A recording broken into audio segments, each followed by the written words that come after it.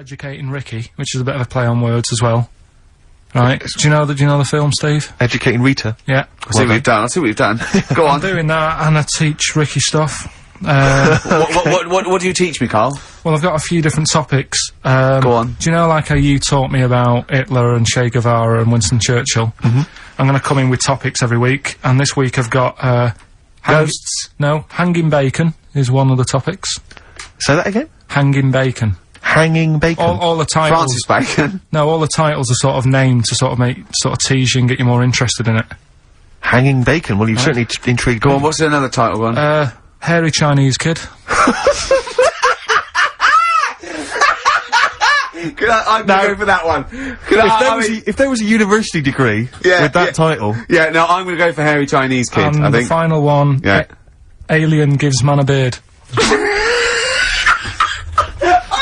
Right, Alien gives man a beard. I am gonna burst. Right, listen, Carl, you've got to tell me. Right, first, right, let's do it in reverse No, order. we're not gonna do it now anyway. What do you mean? We've got to do it now. I mean, this is the first interesting thing you've said in an hour. Okay, the listeners have just been subjected to rubbish and mistakes and everything for the last 6 months. Please, we've got to do Alien gives man a beard. What is that? Tell us that.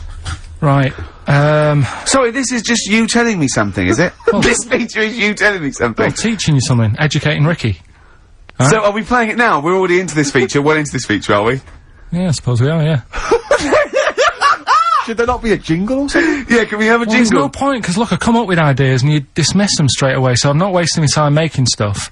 Right. If you don't like well, okay, let's play Educating Ricky. Right. Brilliant. Go. Right. So- Ding-a-ling-a-ling-a-ling-a-ling. Educating Ricky.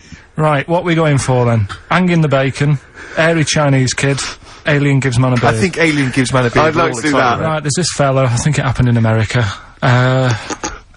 and he saw a bright light in the sky. And, Carl, if you're bored. and he stood there. This is a true story, is it? Yeah. He stood there, Yes, of course it isn't, Steve. and he saw this bright light, and it came closer and closer, and it was a UFO, right? Yep. And he looked at it, and it disappeared, right? And he gets back in his car, He looks in the mirror. and he looks in the mirror. Yep. He's only got a beard. He hasn't.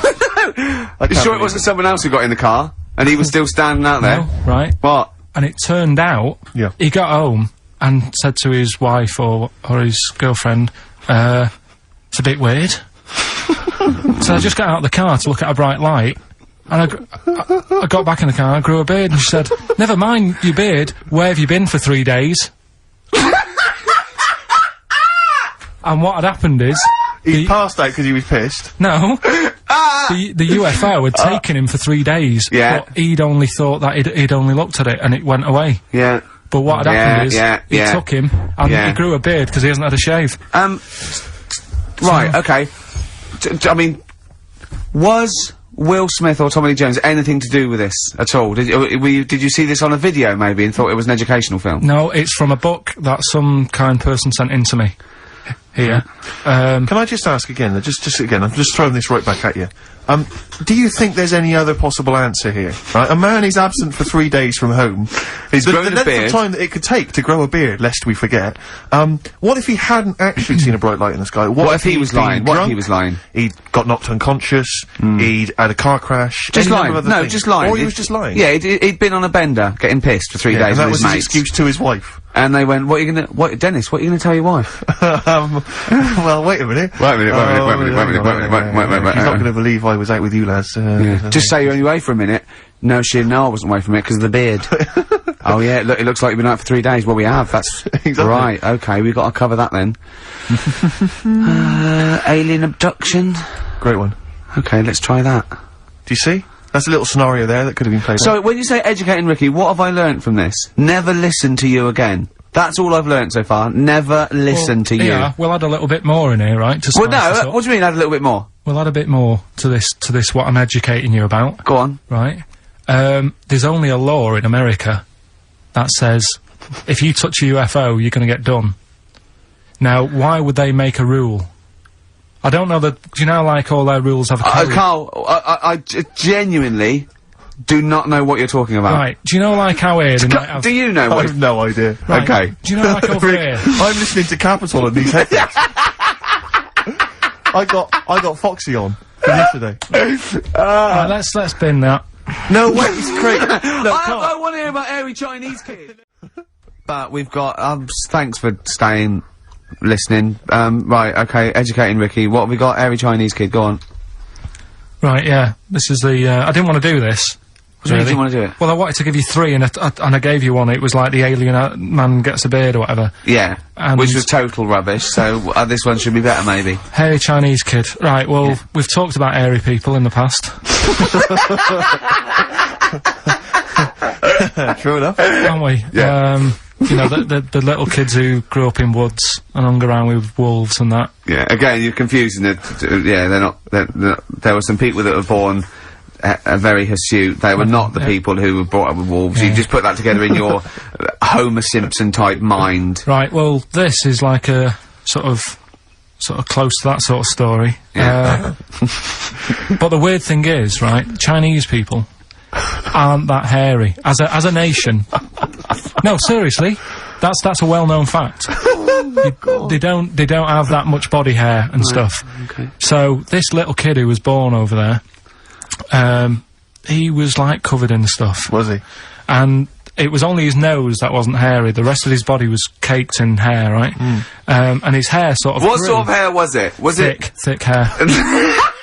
No, what I mean is, was it sort of like a pony's mane, so he just looked like an Ewok? You know what I mean? Just like hanging down, sort of straight, dark Well, hair. in the picture, it looked like it grows was it from his downy? eyebrow. It grows from his eyebrows quite thick, and then it just goes all the way over. You his don't think head. it was just really long eyebrows that he'd done a comb over?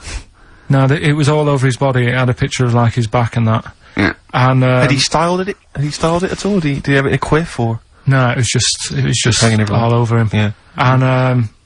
And they were like, you know, this is a bit weird. Happening in China, where we're not normally that hairy.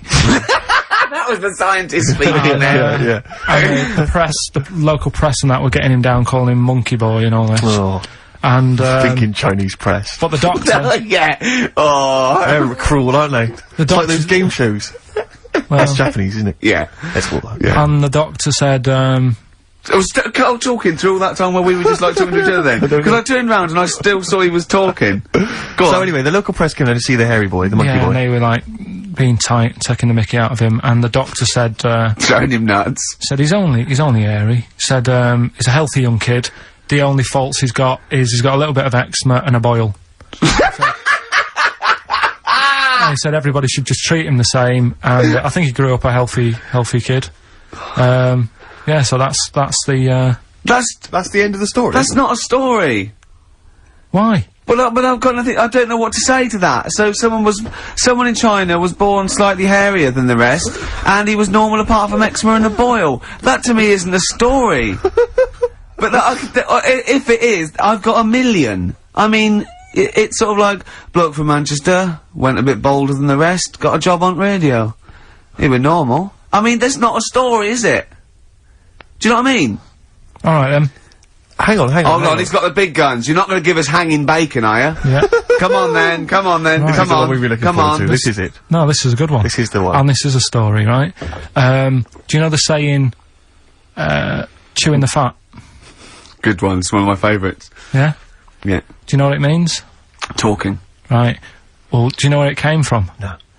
Right, what they used to do years ago, when people didn't have much money. Is this the same as throwing the baby out of the bathwater? No, it's not it's not the same saying, but it's... No, but I mean, is it as wrong as that was? Well, let me tell you, we'll Go see. on. Okay. Like, people go out to work, and with the money, they'd buy food. Oh yeah, go on. This is a good system. What? Go on. What do you mean? People go out to work and with the system. And if you were quite well off, you might treat your family to some bacon, right? But do you know, like in these days, if people earn a lot of money, they might buy a nice suit or a car. Yeah. So what are you saying? You're saying wait. Let me get this straight. You're saying that you go out to work and get money to buy things to live, and if you get sort of enough money to live and you've got some left over, you might treat yourself on like a suit or a car or something. Is that what you're... Yeah. Oh, but go on. back then, if Yeah. they earned money, they'd say, This is olden times. yeah, Okay. let's get some bacon in. right? And what they'd do, they'd hang it in the kitchen. Or to show it off? To show it off to all the neighbours and friends. Because if you had hanging bacon, it was like, he's doing alright for himself. Yeah. Some lovely bacon. So they had loads of bacon hanging up, and people would come round, right? And whilst they stood in the kitchen talking about whatever they're talking about, in olden times, they'd say, do you want a bit of rind? And they'd rip a little bit of rind off, and whilst they're having a chit-chat, Chewing the they'd fat. chew on the rind. Well, I think that's probably true. And I it's haven't like- heard that, but that one to me sounds true. Do you see the difference between that one and a man was abducted and grew a beard? Can you see the difference in Yeah, but why I different- accept that story? Different stories for different things. Different stories for different things. So, see, that's a nice story. If it's true, I don't know if it's true. I mean, but it seems totally possible, viable, quite interesting. I won't be quoting that myself until I verified it. But that's, you know, I won't be telling anyone the bloke got in the car and he had a full-faced beard. Why has Karl been towed away? Because it was a quiet road. Was it? wasn't in the way. So. Are you filling in the blanks again? That wasn't in the book, was it, that you read? See, that's the thing, sometimes I think you make up bits of the story as though they were fact. That doesn't seem right. Well, that's all you can do, innit? So that's educating Ricky. Will we Brilliant. do that next week? That is brilliant. No, I think Karl. that was good. I did, I mean, I enjoyed that. I learned something from that. I mean, I want to get a, I mean, this is all from one book, is it? Yeah. That's an interesting book. With the, I don't want to dwell on it, but with the hairy Chinese kid, what did they say about that? What was the, I mean, was it once there was born a kid who was slightly more hairy than everyone else, but it's alright, he only had a boil? How did they word it? How did this capture your imagination? There was a picture. It was a picture that grabbed me, first of all. Sure. And it was like, God, what's up with him? And that's when I read it. Did you see the boil and the eczema or just the hair? No, you see, because his face is like, just under his eyes is sort of nice and smooth, and his nose is sticking out, and that's not hairy. But the rest of him, it looked like he had a sort of a balaclava on or something. And then I read on, and it's like, this is a hairy kid in China. Yeah. Yeah. So. Yeah. Okay. Good. Anything else in there? Because I mean, I like that. We'll do more of that next week. How is that alongside hanging bacon, alien abduction, a hairy Chinese kid, and a little interesting fact about the derivation of a phrase? What do you mean? He didn't understand a word of that. So, last week we started good sort of play on words that we had going. Go on. The well-known film Educating Rita. Yeah. That's become, thanks to Karl Pilkington's brain, it's become... I've tweaked it a bit, and now it's Educating Ricky. Brilliant. Right? And that was a new feature we started last week, if you weren't listening, where I teach Ricky stuff. What did you teach me? Taught you about that little Chinese hairy kid. Yeah, you didn't teach me anything. You said there was a kid that was born that was slightly hairy than other Taught Chinese you people. where the saying chewing the fat came from. I enjoyed That was good, that was interesting. And, And a man who had a beard because And he a was man- being abducted 3 days. Again, that was rubbish. Lest we forget. That taught me more about you than about alien abduction. but what happened last week is, Go on. we sort of talked about it all in one go. And you can't... Whereas this week you've done what? You've spread it out over the show. Well, I spread it across the 2 hours, because I always found that if you try to be taught too much in one go, you just can't take it in and it'll be wasted. Is that your experience of school? Yeah, They yeah. taught you in 3-minute bursts. Yeah, You might have and not every day. Yeah. Every other when month. you felt like it. Yeah. Right? So that's what we're going to do, right? So we've got Educating Ricky coming up. That's Educating exciting Ricky across the 2 hours. Okay, look forward to and that. what I do is, I've made little headlines again, and you decide which story you want to go All of for them. first. Well, give me the first Yeah. headline. No, not yet. We'll do that in Well, a bit. give me a teaser. Hang on a minute, I'm telling you what else. Right. Right.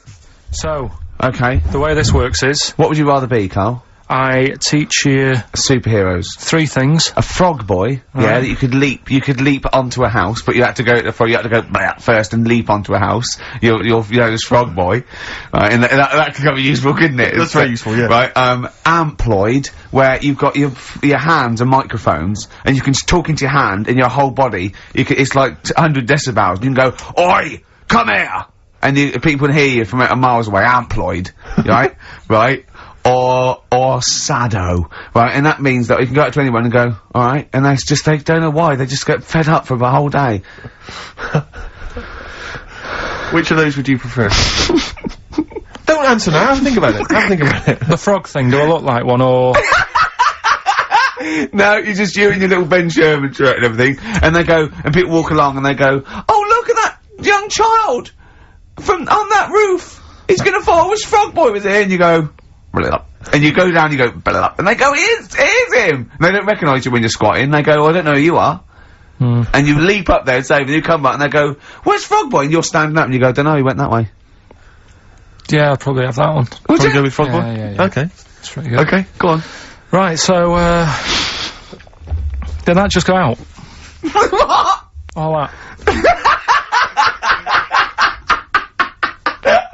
Go on, I've got a bad... Hey, look, Rick, Carl's really planned this show. He's really worked out. He came in early, he was writing things down. And there's me planning just it, coming up with rubbish and like you're that. just talking rubbish. So, Carl, I know you've been thinking this through. What have you got? So, Educating Ricky, we did it last week. It's where I teach you some stuff, but rather than just teach you something, I tease you, so you want to know more, so you want to take in information, right? So, if only people had taught you like that, Carl. so, And also, it's the name of a film, sort of. Nearly. Coming up soon, Henry VIII and his, well, how many wives? Come back tomorrow, Carl, to find out. the little headlines I've got to sort of tease you with the story. Yeah, this is gonna hurt me and I'm not very well. Go on. Right, we've got, So this is what, sorry, I've just got lost for a minute there. It's Educating Ricky. This is Educating Ricky, Yeah. and these are the stories that these are the things you're gonna tell him. yeah, But these are just headline versions. these are headlines, This is not because the actual fact. then I think people will remember things. Okay, if alright, so you, do you know what I mean? sort of bullet points. Who can forget Hairy Chinese Boy? Indeed, I shall never forget that. Yeah. So, first headline, Ooh. don't do that to it, you know it can't live without an head. I've got no idea. It could be about the French Revolution, it could be about anything. I know what it is! No, you think you do, but... No, it's something I taught you! Is it the fact that cockroaches can live for 9 days without a head? That's part of it, but it's something different as well, that's what I thought we'd bring up. okay. Okay, brilliant. So that's something to Next one, you won't work it out. If only it was raining. Brilliant. Okay. Go on. And the last one, what's tomato with you? What's tomato with you? Yeah. Look how pleased he is. You're obsessed with puns, aren't you, at the moment, Kay? It just works, I think it works. Yeah. You love puns. So, there you go. So which of those are you gonna choose, right? Oh, well, I'm gonna have to choose. Don't do that, you know it can't live without an head. Carl. What's the story then? Right, so what did you say you're going for? You've got your 3 titles, your 3 teasers. Well, I think I'm gonna go for don't do that to it, you know it can't live without an head. I'm looking forward to this.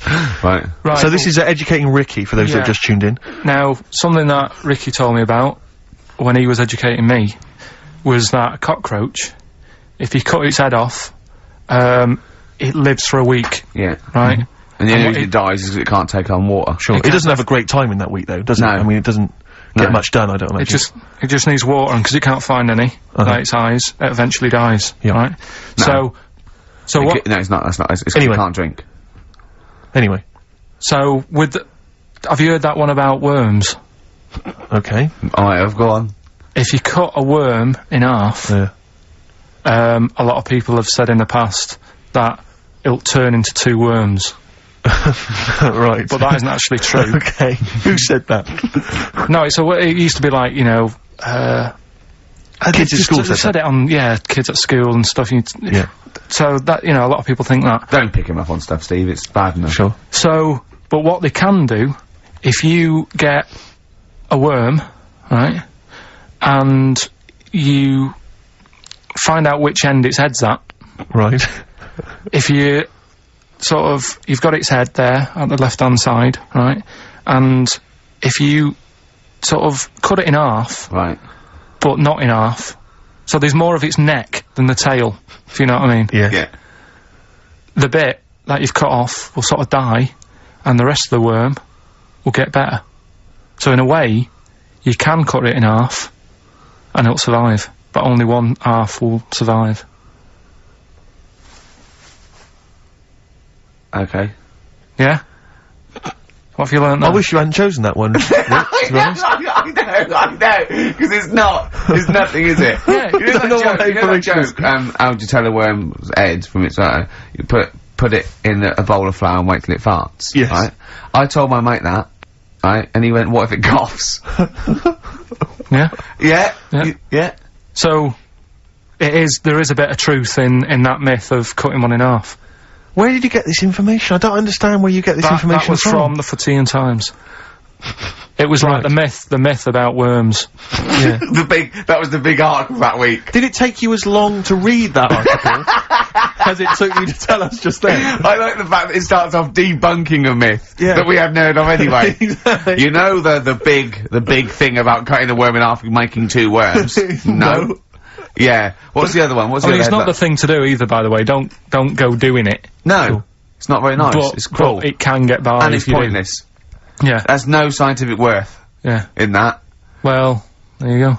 Okay then. So the others now, you see was the what I others? do. No, What I was the tell you others? the other titles. You're not having them yet. That's the whole idea of this. People will be driving or about to go out doing the shopping. They'll think about that now. What was the other 2? Well, the other 2. They won't think about that. They've forgotten No, that. they will. They will. No, they've forgotten that already. If only it was raining. And what's tomato with you? Right, That- you've I'm gotta looking tell forward us- to that one. No, you've got to tell me tomato with you. Look what's happening. You see, you already want more of education, and this is what listeners will be doing. I tell you, I wish you were a teacher. I so wish you were a teacher. Do you know what I mean? Kids would be saying, I know it's 3:30, but I don't want to go home, I want more. Yeah. And that's what I'm doing with you.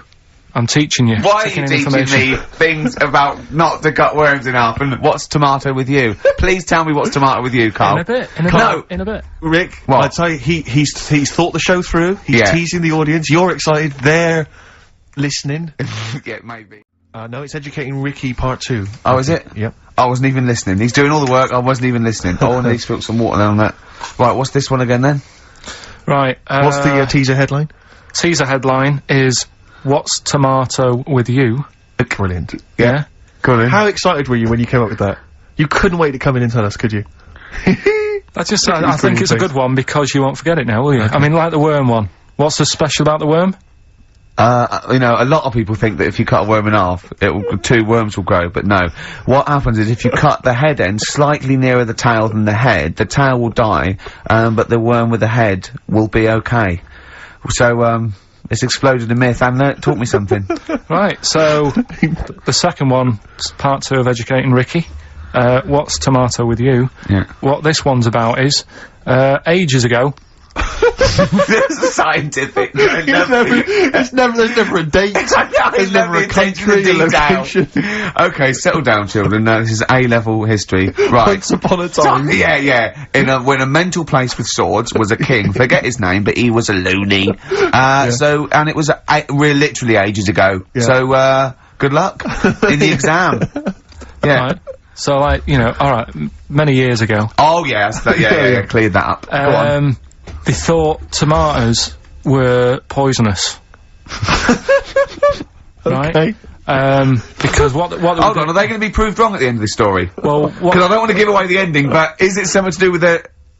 are they poisonous tomatoes? no. Oh, you're having a laugh. I don't believe it. But, Go on, but go what, on. They could have been eating tomatoes all this time. Oh, Steve, what's tomato with you, anyway? Okay, so hang on a minute. What's Let's just tomato with recap quickly. Many years ago, Yeah. when people thought tomatoes were poisonous. yeah. Go on, yeah. Well, they didn't know they were poisonous then, because they were still eating them, but what was happening Well, they're not. was- But they're not poisonous. but hang on a minute. Alright, it's not, I'm just gonna listen. I'm not even Okay, gonna talk. yeah, no, okay, I'm not going to tackle it So, anymore. if you remember, years ago, they didn't have, like, pottery plates. they had lead plates, right? What are you talking? Just let him talk. Sorry, what year is this? Let him talk. Come on. Plates made out of lead, and Right. what they'd end up doing, they'd say, right, do you want a tomato? And they'd go, yeah, alright. And they'd put the tomato on the lead plate and cut it, and because of the acid in the tomato, right, it would sort of make the lead runny, and the lead would go into the tomato, and they'd say, oh, it's lovely this, and they'd be eating it, they'd get food poisoning, lead poisoning, what have you, and they'd be really ill. So they thought tomatoes were poisonous, so they didn't eat them for many years. And when then you say someone said, they, do you this mean didn't the people of happen. Narnia? Yeah, this didn't happen, Where was Carl. this happening? Sort of in Britain and that. You put him on the spot there. Oh, I hope there's no uppity pupils at this school when they go, what do you mean, sir? Oh, if you're gonna... Oh, I'm fed up with you. Do you understand? No. So the No, you've got... No, right, okay, first of all, Carl, where'd you get this information from? Where did I 14 get times that? as well? Do you know? You can't remember. I don't know where I got that from. I don't know where I got it from. But But why don't you think that makes sense? But, what? Someone once got lead poisoning from a tomato? Not just one, loads, and then all of a sudden... No. Why is this educating me? Because I'm telling you that tomatoes, you I can't take anything away from this. I don't know what to take away from this. What have I learned? What have I learned? Don't mix lead with tomatoes. Why is this educational in any shape or form? What are you telling me? A long time ago in the land of Glunk, right, where the ninnies did slib, right, they thought tomatoes were poisonous because they ate plates of lead. What are you talking about? Yeah, but we all know tomatoes aren't poisonous. Is that what we're taking from the story? Is that the moral of the story? Don't believe these people that I'd never heard of before. What are you talking about, Karl? I think it's a bit weird. It's a bit weird, yeah. Is these the same people that were spreading those malicious worm rumours? My hangover's coming back. I've got to get some more. We've got, Go on. educating Ricky, where teachers stuff. Because you taught me that people used to eat tomatoes off lead plates in the land of Narnia last week, which was good. Yeah. No, Is it only tomatoes they ate off the lead plates, by the way? Why didn't they think other fruits and vegetables were poisonous? No, it wasn't. It was because tomatoes had acid in them. That was the problem. You see, you don't listen, right? Well, lots of fruits have acid in them. Yeah, but they didn't eat them back then. they didn't have bloody kiwi fruit and stuff. Don't say bloody. You're a producer. You'll start saying shit and cock and stuff. You start saying bloody tits. Right. So, what is this? What are you doing now? This is educating Ricky. Right? Oh, good. I'm going to look forward to this. Yeah, 3 topics that I teach you every week. Yeah. Okay. Now, obviously, I should just remind people, you normally summarise each of these in a kind of bullet point heading, which you tease us with. So what have you reduced them to this week? Right, we've got Stocking, Aitken and Waterman. Stocking, Aitken and Waterman. Good. Yeah. What else have we got? We've also got, what else is it? It's not his vault. Yeah? It's not what? It's not his vault. Okay. Yeah? And we've also got Get a Lobe of This. Get a Lobe of This? Yeah. Karl, they're genius. Before we do educating, Ricky, this is where Karl thinks he can give me something of interest and teach me something to take away. Last week I found out that, somewhere in a strange land, people thought tomatoes were poisonous because they ate them with lead. Things like that. What was the other one you told me? What else was it last week? Bit of worms. Cut me off. Yeah. Oh, I sent him a text message. I was on the train, a bit bored, and I read in, I think it was Metro, scientists have found out that worms get stressed, and they found out that the fat ones didn't live as long, and when they checked the thin ones that lived longer, they found out they had a gene for de-stressing them. Right, Karl, do you remember what you said? No. He went, well, that's stupid, isn't it? He said, did these other ones die of natural causes? I went, yeah. He went, alright, because it could be that the fat ones couldn't get off the pavement quick enough and got squashed. So maybe the scientists go, yeah, we didn't. Yeah, they come to think of it, they were flat as well as fat. I think the reason that the worms are getting stressed is because people like Karl are cutting them in half to try and make 2 snakes. Yeah. Yeah. Two worms. Well, yeah. well. That's the concern. he said they can't even commit suicide if they're stressed by cutting their throat.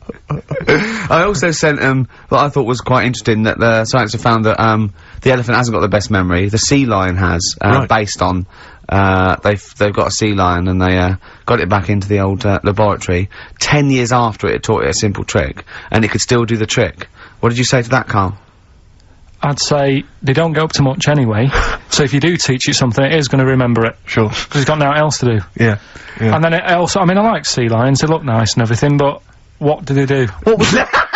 Sea lions? Yeah, what are they here for? It's another jellyfish, as far as I'm concerned. It's like, it's there and people know about them, but what do they do? Yeah. What do we do? What do we do, Karl? Well, what do we do? A cat, first, Steve said, is good for your heart. So why is it all geared to what's good for us? Well. Anyway. Educating Ricky. Good, we've settled that then, go on. The titles that are, meant to sort of pull you in. Yeah. We've got, what was it? Stocking, Aitken and Waterman. Yeah. You've got, It's Not His Vault. And, Get a Lobe of This. Get a load of this. So, which pun do I pick first? I think I'll go for, get a lobe of this. Get a lobe of this. Yeah, get a lobe of this, yeah. Well, that's a story about a girl who, she was deaf, right, for 4 years. And, it happened quite a bit back this. What year? Or was it, I think it was ages ago, was it? Yeah, quite a bit back.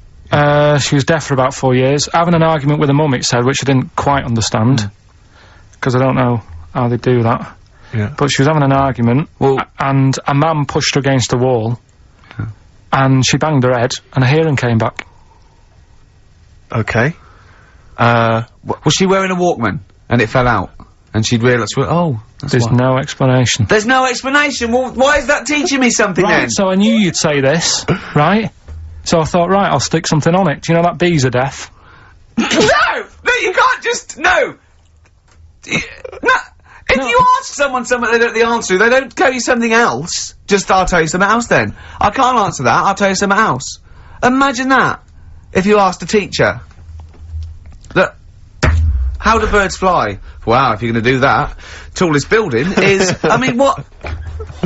Well, that was the equivalent, Karl, of running away when we asked you a question. Yeah, the intellectual equivalent of going, look over there, there's a monster. Yeah. Listen, what do you mean? What she, okay, so, So her there's hearing no came back. explanation. There's no explanation. Or you don't know. well, there isn't one, is there, really? It's a bit What, weird. did But the doctors, only did thing the doctors not look into it? No, I think they just said, oh, that's good.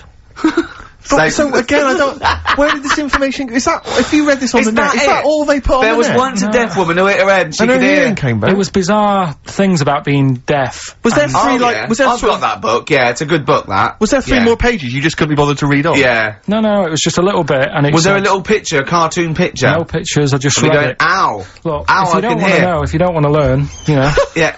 Okay, it's not his fault. Let me have it's not his fault. You've got to save this. This has got to teach me something. It'll be an interesting story. Right, it's not his vault. This fella, Yeah. What year? Ages ago? Olden times. I'd say in the 70s, Okay. Would you? Any evidence for that? and Does he wear flares in the story? Right. Is that your This- reason? no, it's a bit like Yuri Geller, this fella, right, where Oh, yeah. he's electric, He's electric. and if he walks past the telly would fizz. Uh-huh. If he walked past the radio, it all goes like that. Oh. His hair stuck up all the time, and he'd be having a bath, and everything would be alright, and then the power would sort of switch on in his body, and the electric in his body made him jump out of the bath. So... What do you mean, so? What is that so? What does that so mean? You've given us nothing. You've given us nothing. You'd have to at least give us the scientific explanation. Yeah. Electric eels have 400 volts in them. Oh, is this the running away again? What was that one called? Yeah, but but It's not his vault. but there's a reason that not his fault. It's not his fault. I thought it was going to be something about I keeping think it in we a should. safe. I think we should do these the other way round. I It's think you not should his tell us fault. the story and then we'll hear the pun. It's not his fault. It's not his fault. Right, let's leave it. Do the last one. Do the last one. Carl's saying we're never doing this again because we don't appreciate it. Yeah, Carl, you don't know how good this feature is, mate. Right, last one. Yeah. Stocking, Aitken and Waterman. Go on then, tell me about that one. What's that? What am I going to learn from this? Right, well, do you know the saying, put a sock in it? I like it already. Do you know the saying? Yeah. Right, well, do you know where it comes from? I assume it's shut up, so I'll stuff your mouth with a sock to shut you up. Years ago. Yeah. Sorry, am I right? No, not really. Ages ago. 1970s. 50s, Okay. I'd say. Do you know the old, I'd say. do you know the old gramophone? Yeah. With the big horn on it? Yep. Yeah. Right, well, those stereos didn't have a volume control on them. Right? So they'd be listening Oh, to so you their put a album, sock in the... and mute. you'd put something like a sock. That's a real one, you see. That's taught me something. That's good. That's excellent, Carl. That is the only one that counts, like chewing the fat, if they're true. I'm assuming they are. It works. It's of interest. I haven't got it verified yet, but that is educating Ricky. That's brilliant. I will say, the other two were more entertaining. So, you know, I don't... Do you understand the distinction, though, between that one and Electrical Man? And, or I've hit me head, I can hear you, Mum. Yeah. Can you see the difference, though? Or... Not really, because when I read all three, I took something away from all of them. What did you take away from the other Electrical two? Man? I just thought, oh, imagine that. Imagine how annoying that would be. But that's not education, is And it it's really? not taking anything No, but away. Think about it, right? We take our lives for granted all the time, don't you? You get up in the morning, it's like, oh, I'll get up and walk for a shower. Some people can't walk, right? Yeah. This guy, he can't even have a, you know what I mean? It's nice to have a bath, isn't it, when you got time on your hands and you can relax. This guy can't even do that. He might be alright for a bit, but he's not really enjoying it, because at any moment, it could strike. Yeah. So, he can't even do that. He can't comb his hair, because it keeps going a mess. Yeah. He can't watch his Nor can favourite- you. No, he can't. Does he fight crime? What does he do with his powers? I think he just has to sit around, because he can't work with machinery. Right. Because he'll probably blow a fuse. Yeah, so he just sits around. Think about it, what can he do? What normal things can he do? Skateboarding. Going for long walks. Yeah, Put a wetsuit on. well, he couldn't do that. Why? Ooh, water and electric. No, wetsuits aren't actually wet. They're dry initially. You just put a whole wetsuit on and walk round with flippers and A rub the wetsuit's sole. not like a dinner jacket that's like really wet. Well, all I'm saying is think, do you know what I mean? Oh, okay. And what was the And other one the again? girl, the girl deaf, 4 years hits her head. Yeah. That's just, What have you learned from that? What is that? Well, imagine how happy you'd be. Remember that time when I nearly died? When I choked on a Mr. Freeze Pop? Right? No, tell us that one again. No, I told you, didn't I? Tell us again. Yeah, but the people will remember it, and then it's... They weren't listening. Go on. What happened? It was ages ago when my mum and dad used to go out shopping on a Friday. 1970s? Get the food in. get a week's load of food in the cupboard and that, and we'd, you know, they'd come in with all the food, and we'd all be like, oh god, you know, there's no food left on a Thursday really, so we'd all be hungry on the Friday by the time the food got in. I love that! And That I'd they be wouldn't like- eat it. I imagine him like jackal puppies. Yeah. Just like licking your parents' mouth for food as they So- come through the door. So they come in from the supermarket, they're emptying the box. Our kid had got some biscuits and what have you. Frenzy, just a feeding frenzy, like pigeons. I grabbed the Mr. Freeze Pop and knocked it back really quick, but it wasn't frozen, so I knocked it back so it was like a liquid, and it went down the wrong way, right, and I was choking, right, and I nearly died. It must have been about, how long can you go before you die? A couple of minutes to do Right, it. I reckon about 1:50. Right, I was really close to dying. How do you know you were close to dying? Did your life flash before you? No, but I just was like, There's loads of instances of him eating pops. Yeah, exactly. I just was dead. 40 of those. whatever, right? What do anyway. you think you'd see if your life flashed past you? What do you think, which elements would stand out for you, do you think? What? Start now, go back. What do you remember? What's the first thing you remember? As a kid. Yeah, just anything Right, now. being in the hall and having our dog licking my face. That's your earliest memory? Yeah. Okay, what's the next one? Right, next one's probably What? being at primary school with, Lindsay. Yeah. Was that your girlfriend? Well, a little friend who was a girl. Sure. And we used to have, like, tins with letters in, and you'd have to write stuff. But anyway, what are we doing? What? I got confused. Right, so anyway, I'm intrigued by the dog that was licking your face. well, bin that. We won't win that. no, it's a great feature. I just think you need to be a little bit more careful about what you consider to be education. Gone All funny. right, I all fell right. over. Alright, well, We'll work on it next week. Play a tune, and what have you got for us? Because we've got a big competition. We've Come got on. to do the competition. We've only got 25 Yeah, well, come on Don't then, worry quick about then. it, Carl. Do Play a something, tune. play We'll a come back with tune. Rockbusters. We've also got Educating Ricky, where Carl educates you. me. The one last week, a girl, right? She was deaf, and she was had an argument with her mum, and she pushed her and she hit her head, and then she can hear again. Yeah. Don't know what I learnt from that. No. but it might be subliminal. Something might be going. It might be a metaphor that I will learn from. Yeah, it's You like know, a parable. Yeah. So look at his face. We might as well be talking Dutch, mightn't we, Carl?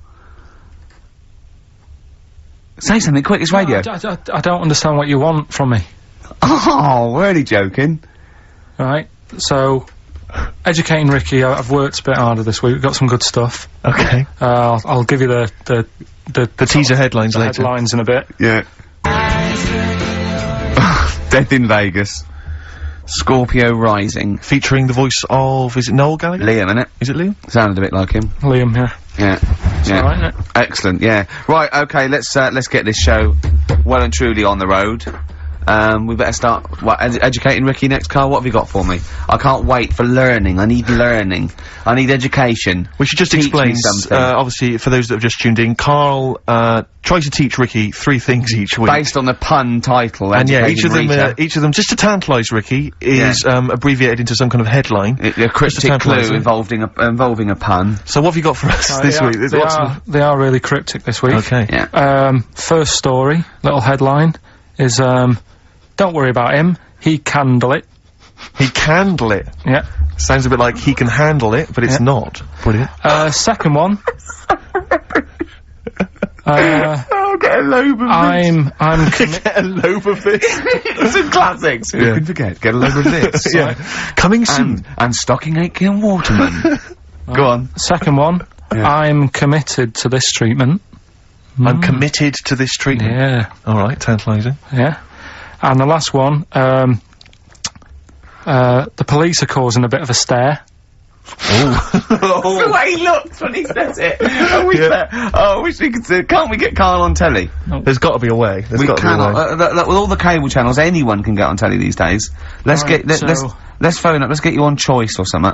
Just a little, just Karl. What are you going for? Oh, he can handle it, I think. Don't worry about him, he can handle it. He can handle it. Sorry, Okay, yeah. let's hear this one. Right, are you familiar with the phrase, burning the candle at both ends? Yeah. Do you know how it's come about? I know a man who does. I assumed that it was to get more light in the room. How would that work? Well, they'd put it sideways and light both wicks, so out of one candle they could get two. No, go on. No, what it is... I know what it means. It means you're doing too much, you're staying up too much, Right. you're not getting enough sleep, and you're... Well, years ago, Yeah. when they didn't have light bulbs and that. Oh yeah, what year is this? Literally ages ago, specifically. Yeah, quite a bit back. Okay. Didn't have light bulbs and that, so they used to have candles When in did the light bulb come in? Because I can't remember at the moment. don't know. Okay, go on. So, yeah, so they've got a light bulb. You're not, you wouldn't know, you're a doctor, you're not a historian, go on. And people who worked a lot of hours, yeah, How many? Literally lots? they get up early in the morning because they have to be up early, Yeah, and it's dark outside, so they light the candle, sure. and they wear it out a bit, and then they'd be getting in late as well, Yeah.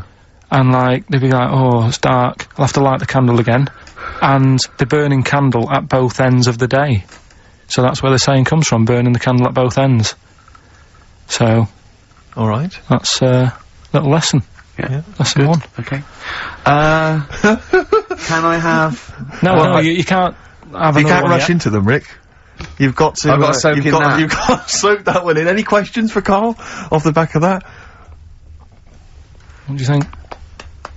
So people were, I mean, basically where this comes from is people were... Literally burning the candle at both ends of the day. Sure.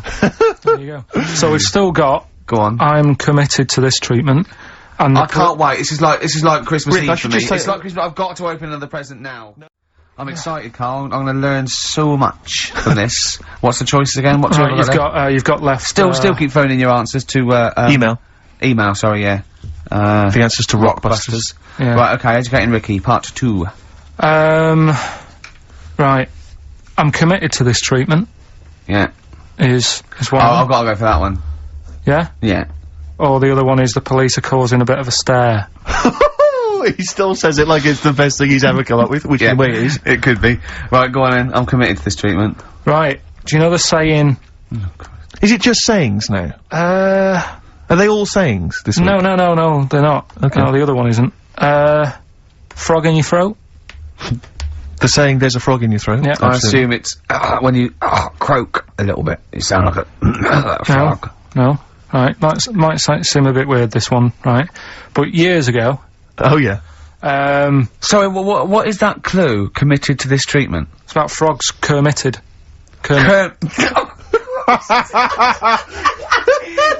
Probably works better with a K and an ER written down. Well, also, if you'd pronounced it committed, yeah. but not committed. Committed to this treatment! Right, go on then. That's Right, genius. so yeah. Well, what? You go to the doctors and you go with throat hurting a bit. Right. And what they did ages ago, Ages ago, what year was this approximately? we are going back quite a bit with this one. Oh, okay, go on. And the doctor would say, in history. Imagine years ago. Go on. And the doctor would say, right, keep your mouth open, I need to look at your tonsils. And the jaw would ache a bit, because they weren't as quick back then, because they didn't have the technology and stuff, and they'd have to, like, stare at it and study it and stuff. And, like, they get an achy jaw, right? Keeping their mouth open. Yeah, like, you get, you know, when you eat a Mars bar or whatever, it's a bit, So, they'd sat there, and they used to always close their mouth, and it used to annoy the doctor, right? So what they did, they used to get a toad, and put it in the mouth. Rubbish. Okay, keep talking. Keep talking. And, that way, they couldn't close the mouth, because either they'd squash it. Right. Or, apparently, you're not allowed to, lick a toad's back.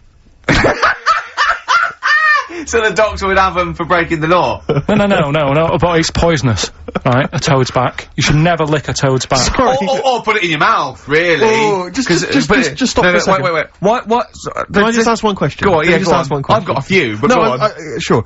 My initial thought is, it sounds like a brilliant bit of sort of medical, knowledge there. It's a great idea. Yeah. My only thought is, how does the doctor see past the toad at your tonsils? What's he actually looking at with the mouth open? Surely the toad is in the way. Hopping around in the way?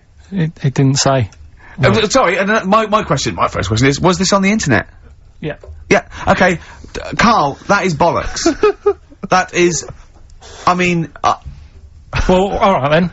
Let's turn this round. Where does the saying, you got a frog in your throat come from? Probably because you sound a bit croaky. Probably that. Probably because you sound a little bit like a frog when you've got a sore throat. Karl, did you not question it just for a moment when you read it? Just for a second, didn't you think, that seems an odd approach? Firstly, why a frog, of all the different species? Because it's poisonous, A toad. So it's a toad as well? Yeah, well, it worked. I'm committed, worked. No, I was gonna change it to, have you heard the news, Toad Day? But I went with the frog. Oh God! Right, so that's rubbish. So that's rubbish. Next, can I have, let's play a tune, let's come up with a last one. Open wide. Oh dear, that's interesting. Oh, here, doctor. You've actually got a frog in your throat. I didn't get there. I put it in there. That's the most ludicrous story I've ever heard, Karl. Why don't you think when you read these things? I think there's always going to be a bit of truth in all of these. I mean, that fella called up, didn't he, and said, I'm not sure about the, putting a frog in your throat if you got, problems with your tonsils or whatever. But he said, years ago, if someone had toothache, they'd get hold of a frog and strap it to the face. Yeah, sure. So, maybe, down the line, maybe they did. Maybe they didn't do it I think Caligula made his emperor, a horse and emperor as well, but I mean, it doesn't... Go on. Dick Anderson's been back in touch. Excellent. I think so. He's obviously... We've turned him round, he loves it now, he's been tuning in. He loves it now. He says, Ricky, thanks for a really forgettable 2 hours of radio. I think I'll spend the time next week counting my feet. That's from Richard Anderson. So, we've turned him round. Do you know where the phrase counting my feet comes from? Well, in the olden days, right, and I'm talking ages ago, when you really loved something, you used to, as a sign of respect, like, say, a radio show, you'd count your feet. And that's where that comes from, Karl. Well, what about the frog thing with a poisonous back? It's rubbish. That's true. No, the toads have the secretions in there. Why? They didn't put it in people's mouths. No, so well, I'll tell you why. When a badger or a heron tastes the toad, it's horrible. Ugh. The toad might die, but it's for the good of the species, because then think how many toads looking like that a heron could eat in its lifetime. So the fact that one toad sacrificed itself, all those other toads in that heron's manner will be safe. Why? I mean, we've talked about animals a lot on the show, right? Yeah. And when God made a toad, right? Okay. Well, I'm going to stop you there. I'm going to stop you there straight away. Don't. Just let him carry on. Right. Okay. Like, there's annoying things out there. Jellyfish is a big problem with me. I don't understand what they do in the sea and stuff. Right. Right, but we'll leave them. God's a problem for me, but go on. We won't talk about jellyfish. No. With the toad, right, if it's to protect itself... Yeah. Right, now it's not to protect itself, it's to protect its species. Yeah, but that, surely, right, if the toad had a choice, if God said, right, what I'm gonna do for you here, you can have something like a lobster's got claws, big claws to have a fight, or I can give you something that if someone's having a go at you, you've got to try and persuade them to lick your back. as a defence. Yeah. What uses, right, Oh, Godson. Well, I'll tell you why. What is God The up fact to? that there are still toads around is a testament to that defence working. That's all I'm gonna say. Okay? If the toad had died out, you'd have a point. But they're still around. It works. Alright? And don't start slagging God off. He's got a lot on his plate. Basically, I think he took on too much. Particularly in 1 week. Exactly. Carl's getting all flustered because I put an elastic band around his head. And we've had a definition of, Well, hang on a sec, frog in the throat. because there's an update to that, Rick. Go on. We did just have, one, definition here of, a frog in the throat. Apparently this has come from some, internet site, so who knows, how convincing it is, but it says frog in the throat, meaning suffering from temporary hoarseness, needing to clear the throat. Origin from the Old English frogger, meaning hoarseness. That's from Chris. Now, that sounds slightly suspect to me. Why? But, frogger? I mean, it seems odd that it would derive from that when it so clearly appears to be you sound like a frog when you have a sore throat. Yeah, but the word frog could come from frogger, because it sounds like it's I didn't know, wasn't Frogger a game you could play on the, on the Spectrum? That's a great game. But listen, hang on, there's an update to that, because, just to common frog, of course, Rana temporara, that's the Latin name. Well, your toad is Buffo Buffo.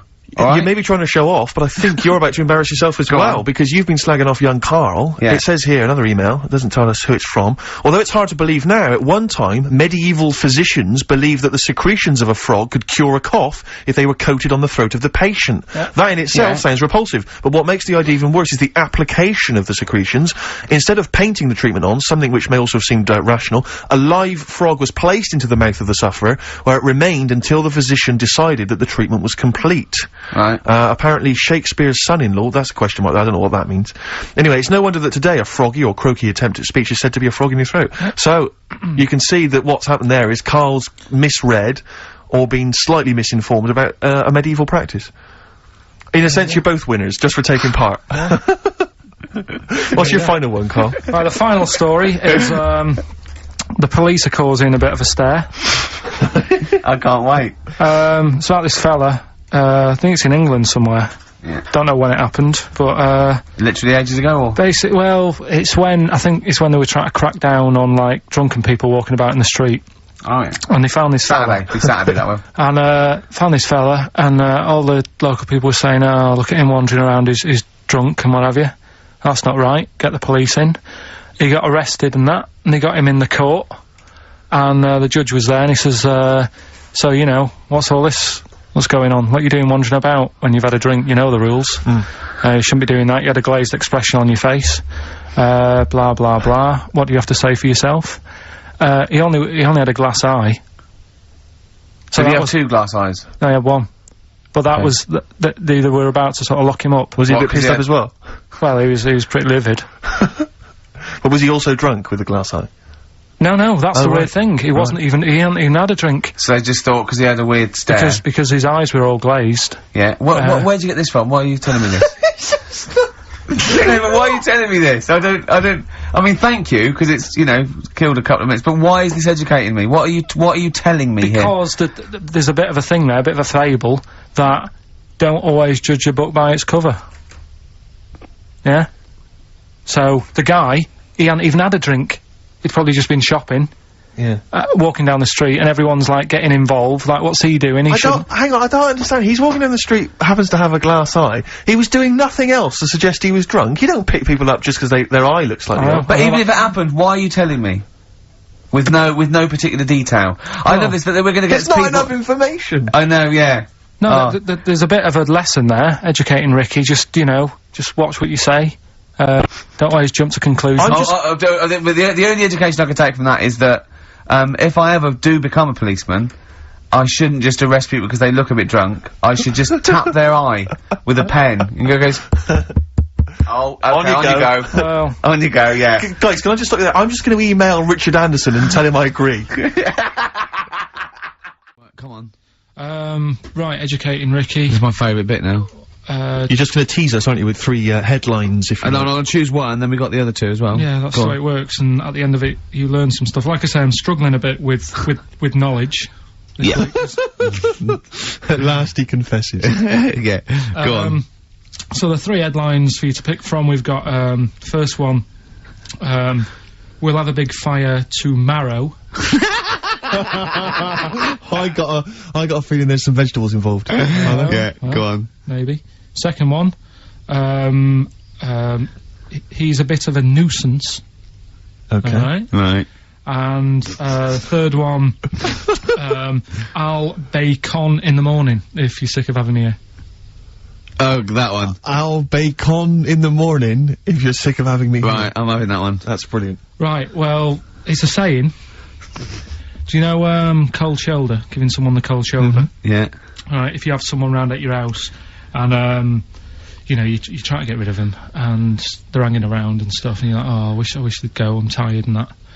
Well, years ago, when? Literally years ago. Well, ages ago. sort of, Olden times. I think it said medieval times. Yonks ago then, yonks ago. Yeah, medieval, yeah. We're going back quite a bit on this Well, one. you know when you find out these books, why don't you just pop down when it was? Just make a note. I don't think it says all the time, it just sort of says, you know, a few years back. Yeah. No, it doesn't. Well, never. Alright, I'll make an effort next week. Okay. Right? So, it's annoying that, because my girlfriend said to me, just make a note at the time and they'll stop having a go at you. Yeah. Yeah? And I kind of thought, it's alright. Didn't listen? I don't think it matters anyway in this one. We're looking at the saying, right? So Yeah. it's giving someone a cold shoulder, right? And what it is, right? Ages ago, there wasn't enough houses for people. Right. Because there wasn't much money being made. You know, there weren't big businesses. People weren't earning good money like they are now. So there wasn't as many houses, right? So what you ended up getting is like, you know, the rich people having a nice place to live. Oh.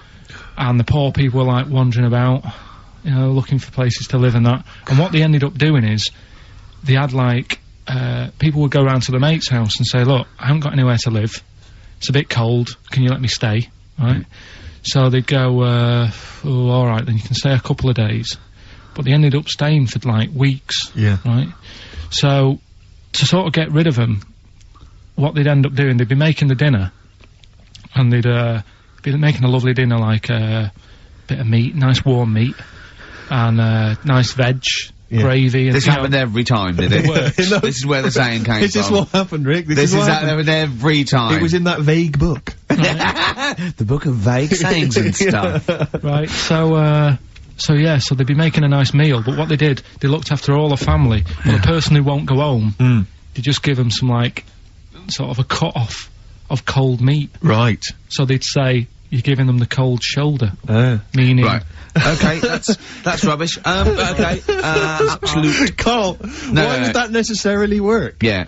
Why do they always, in every situation when you want to get rid of a lodger, well, still feed him every day, but make the meat lukewarm. So they always leave then. Yeah. Oh, this food's lukewarm. I'm gonna become homeless and they again, go, wandering the hold streets. on, are you giving me the cold shoulder? Yes. Do you want me to leave? Yes, just say leaving. No, I like to do it cryptically. That way, in years to come, someone will have a little saying about it. Well, anyway, that was our bacon in the morning. Yeah. If you've had enough of meat, we'll leave that. Well, Bacon in the morning! Oh, bacon in the morning if you've had enough of me! so come back. What are the others? Just tease us again with the others. We'll come back to those. You've got, he's a bit of a nuisance, and, we'll have a big fire tomorrow. Nice, looking forward to that. Look at the way when I went to school, there was 2 kids with them big heads. Now, You don't never see them. Sure.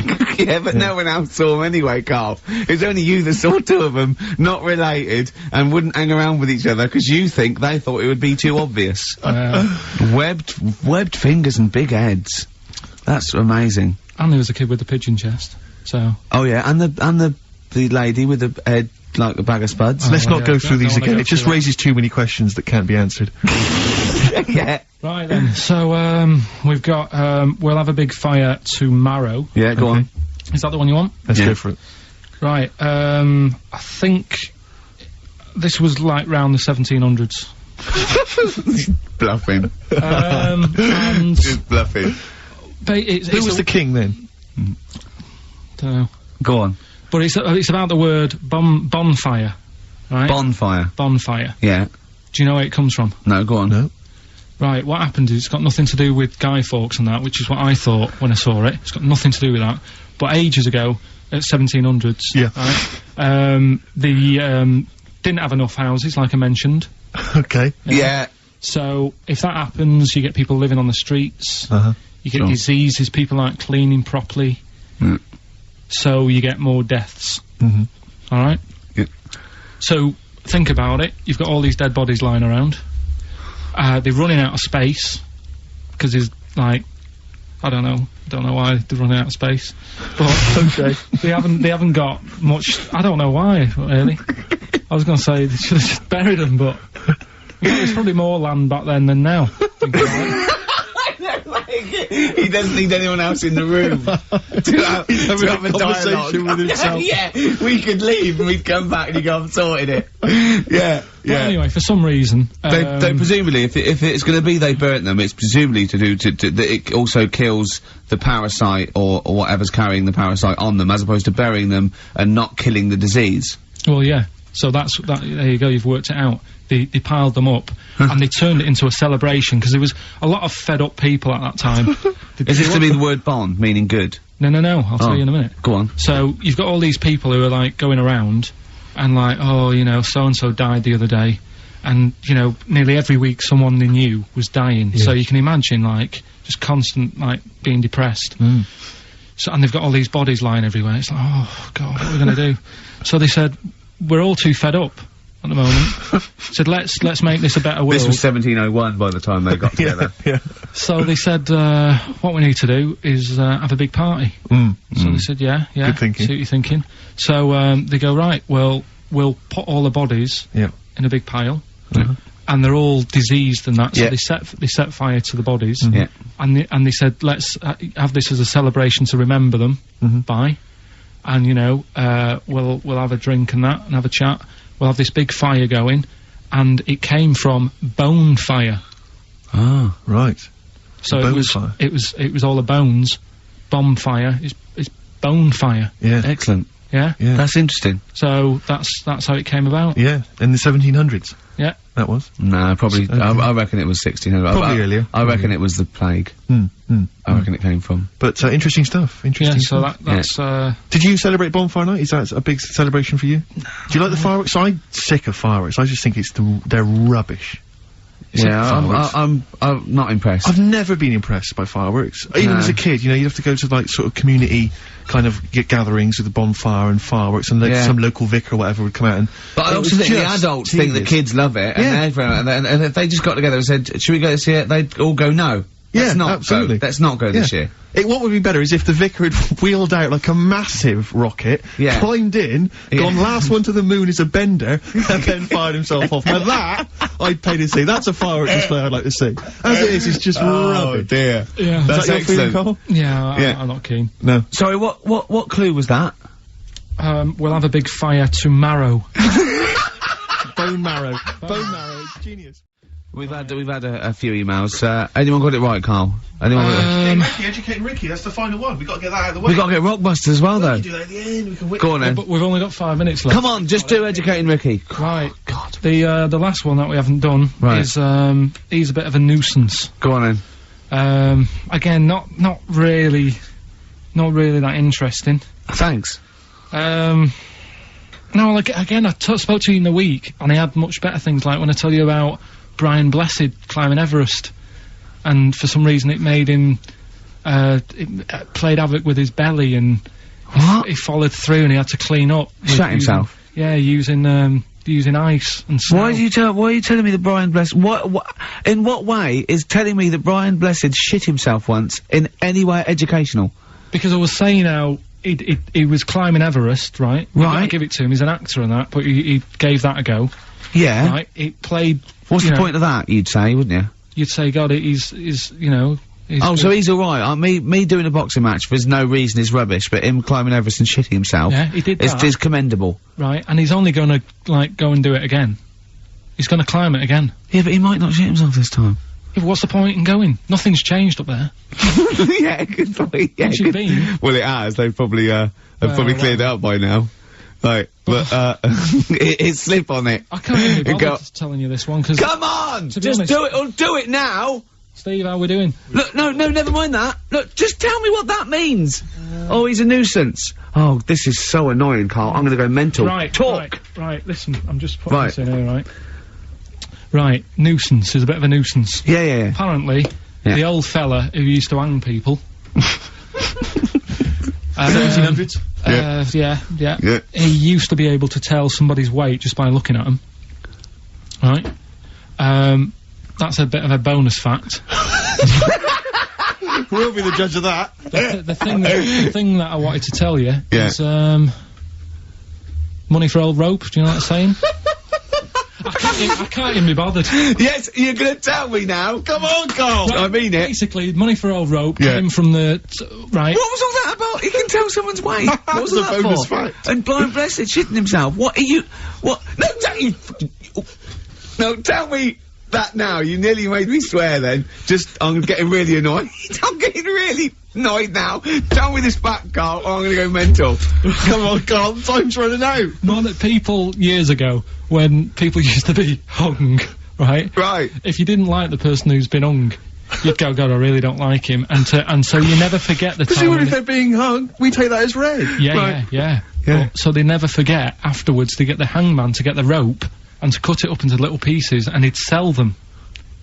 He'd sell the little pieces of rope to people. See, Carl, that's the most interesting thing, if it's true, that you've come up with. Right, okay. And so so they sell the rope? They sell the rope, and it's money for old rope. Money for old rope? Meaning, like, you know, God, it's easy to make money, that all they have to do is cut it up and sell it.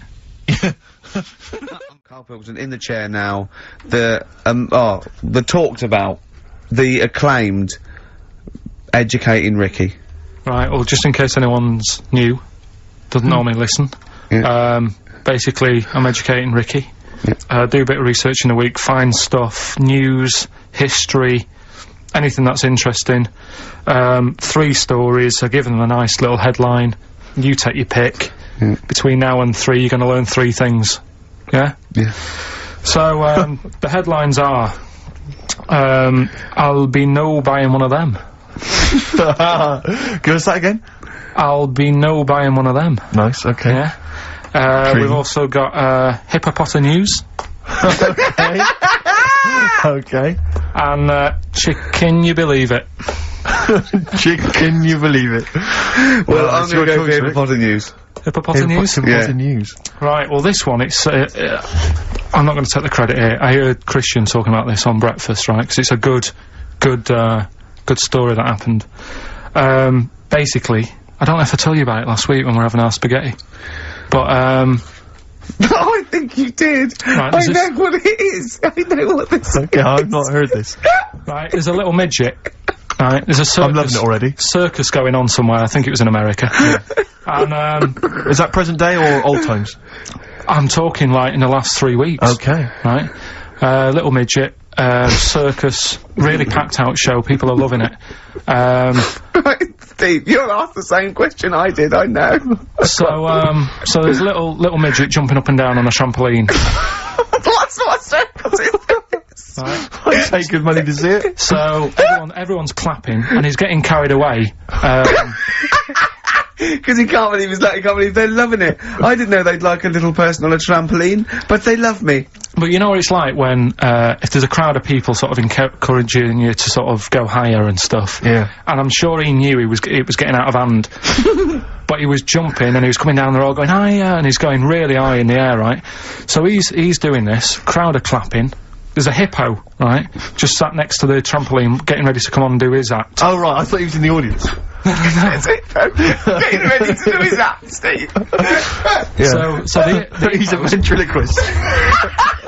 What do you mean he's sitting by the trampoline waiting to do his act? Because it's... Why does he sit in the dressing room and they go, 5 minutes, Mr. Mus, 5 minutes, Mr. Mus. So anyway, right, so the hippo's there, he's getting annoyed, is he, because the midget's he's going, how can I follow this? How can I, this is really annoying, they're gonna be, no. So... he's thinking, he's already done the trampoline, my pogo stick act is never gonna work. Yeah, go on, so there's a hippo waiting. See, it's a great story, and I just know he embellishes it, or he gets slightly wrong. Go on. So there's a midget jumping up and down, the hippo's getting annoyed, the crowd are going mad, the midget's loving it, can't believe his luck. Although you think, he probably knows he's dicing with danger. Yeah. So, next thing you know, they're all saying higher, higher. He gives it one big, like, heavy sort of landing on the trampoline, goes really high, but goes off at a funny angle. Oh. Hypotenuse. Okay. Yeah. And sort of flies off. Hypotenuse! Hypotenuse! Sure. Flies off at a funny angle. Oh dear. Hippo's there, swallows him whole. Crowd are clapping, thinking that's why the hippo was waiting there. Rubbish. Rubbish.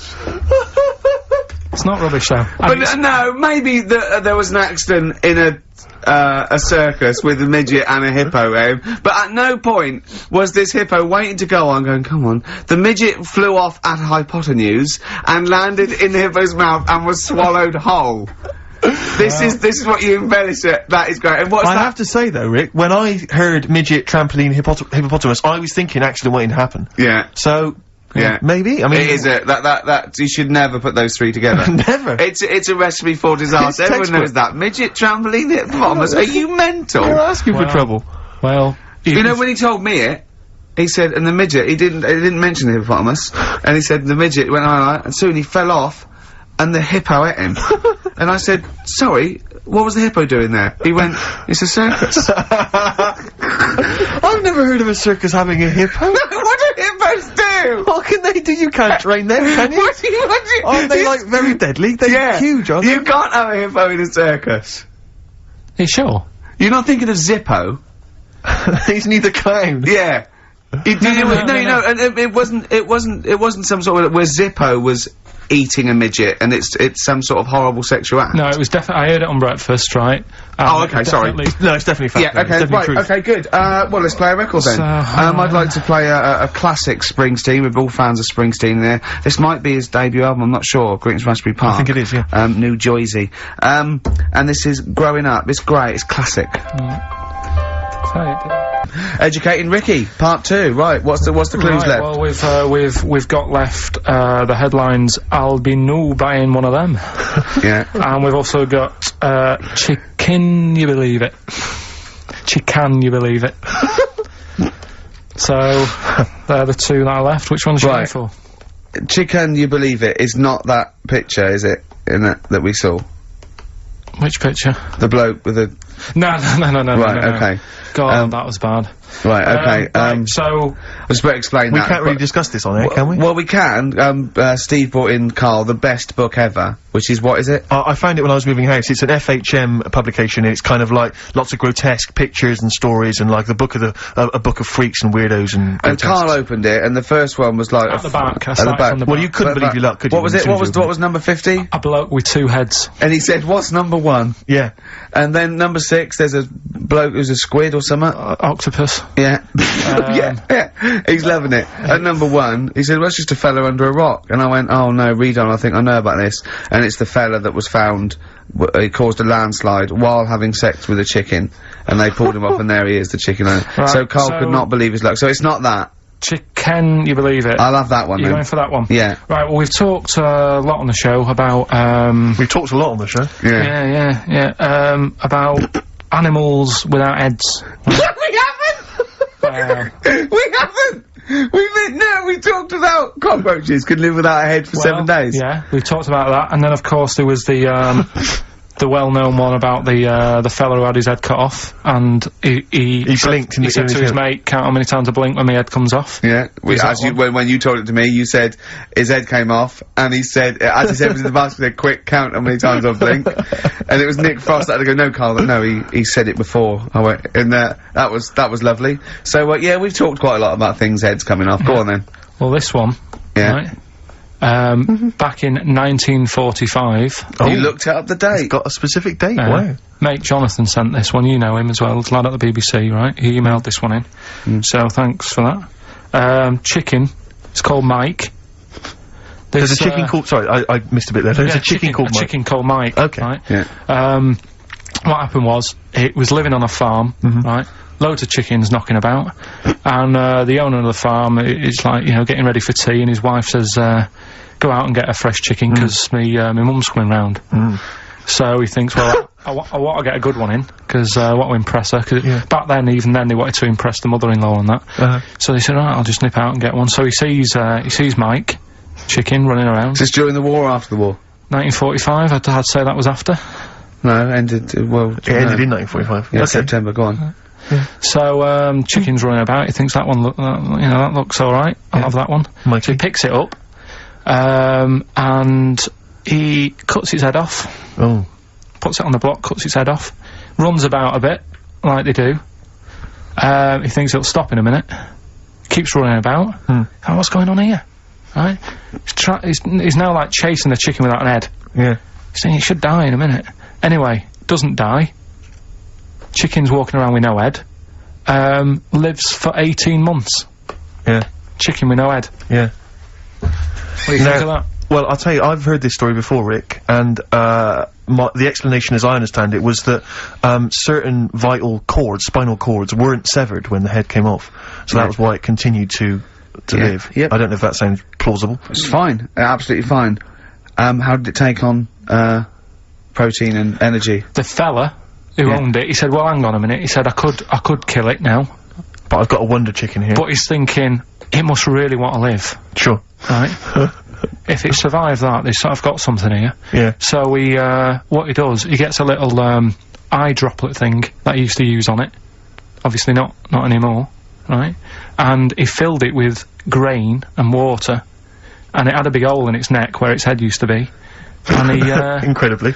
And he dropped... You know what, there's, I mean, that is possible then, if it, you know, without infection, without infection, if he was taking on things, it is possible, right? Why? Why what?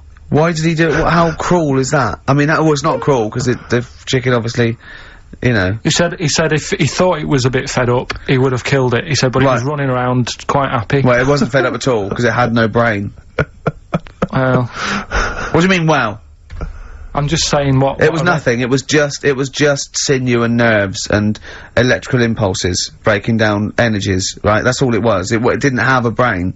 So it was... But I'm worried about the psychology of keeping a pet without a head. I'm worried more about what the farmer was thinking than the chicken. I tell you this, what the question I'm asking is, was the mother-in-law impressed?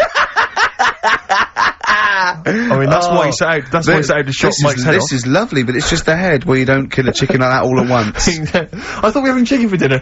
Come and look at this, running around the yard. Yeah! Oh, dear. So, there you go, you've learnt something there. Yeah, I have learnt something. Yeah? Yeah. So, one more. That farmer, I've learnt that farmer was very strange indeed. Yeah. There you go. I have to say, to be fair to Karl, I have a feeling like when I read it, the reason he kept it alive was as a novelty. He got charged people to come and see the incredible headless chicken called Mike. Right. So, there we are. That's great. So, Educating Ricky, right, number 3. Final one, you've had, hippopotamus, you had chicken, you believe it, and the last one is, I'll be no buying one of them. I love that one. Alright. Interesting one, this. I mean, I spent probably 3 days looking for this stuff. Right? And another one that I came across, right? And, I was gonna use, I was a bit like... What a great life you've got! I was just, going on the internet and that, and I also, look in magazines, found a story about a bloke who, I don't know, he was messing about with a chainsaw and I don't know, he's messing about with a chainsaw. He was juggling a midget, and, whilst taking his alligator for a walk, and, go on. And his arm, come off, right? Come off? What do you mean his arm come off? The chainsaw took it off. Oh, yeah, so okay. It was like, oh... Again, anyway, He's going, oh no!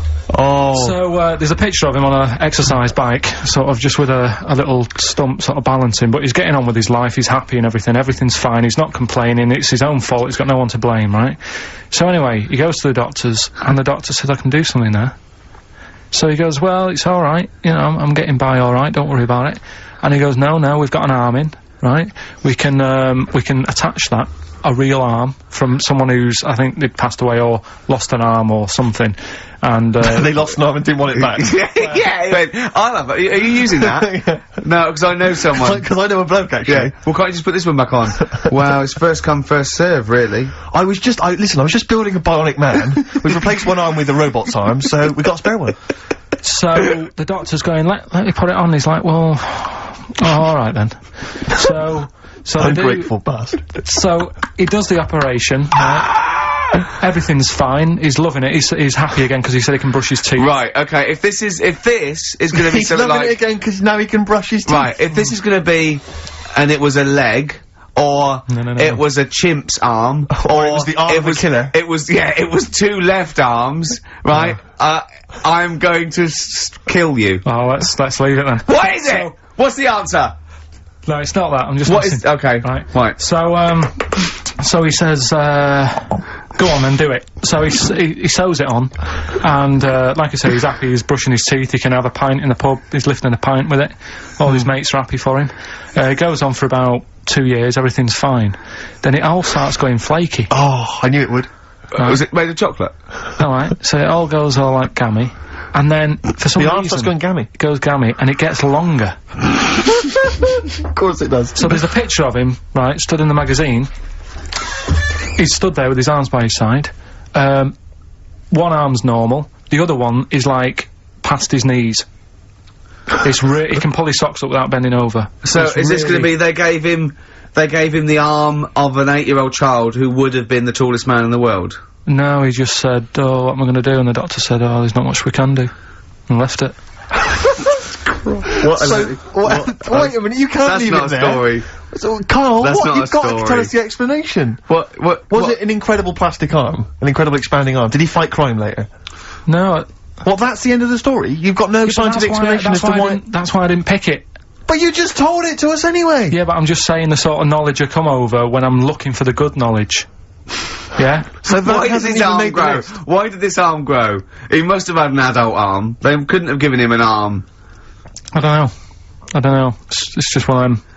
It's rubbish again, It's isn't not... it? Well, I don't... It's an interesting story, but you should It's have not, and it's rubbish. But you It should didn't have read to happen. the end. There was photos. Yeah. But you should have read to the end of the article, Carl. No, I did. And he said, you know, he's not happy and he wishes he wouldn't have had it done and all that, and, you know. You sure this wasn't entirely unexpected? No, seriously, he was saying, you know, his teeth are nice and clean again because he could brush them and that, but his arm's getting in the way. Ruining his shirts and everything. So I'll leave that. Let's play a tune, let's come back with the next one, because I love the fact that this is like Ronnie Corbett telling one of his jokes on Sir Ronnie's. That wasn't even the story. He was gonna tell it. Well, Carl, that's about it, and we got sidetracked on the last Educating Ricky. You telling me about a man whose arm grew. Well, something went wrong. I'm not saying it grew, just saying. What? The rest of him shrunk? It went long. It went long. What, is that growing there? What do you mean it went long? Did it grow, or what, did it come loose? That's what I was thinking. Oh, so it was hanging by a thread that's made it look long? Yeah. Within the skin? It's like how you can stretch a pair of tights if something is too heavy. Arms are very much like tights. They are very much so the like one, tights. the one that we didn't get round to on Educating Yeah. Ricky was, I'll be no buying one of them. Go on. Are you familiar with the saying white elephant? Something is a white elephant. Yeah, I don't think so. Hold on. You phoned me last night and said, what does white elephant mean? And I told you. Yeah, I know, but I know where it came from, but I just was wondering what it was about. So how, in what way is Educating Ricky you calling me up and asking me something? Well, do you know how it came about?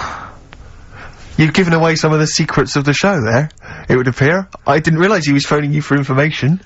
Well, you just asked me what the term white elephant meant in sort of like colloquial. Did he say, why are you interested, Carl? No reason.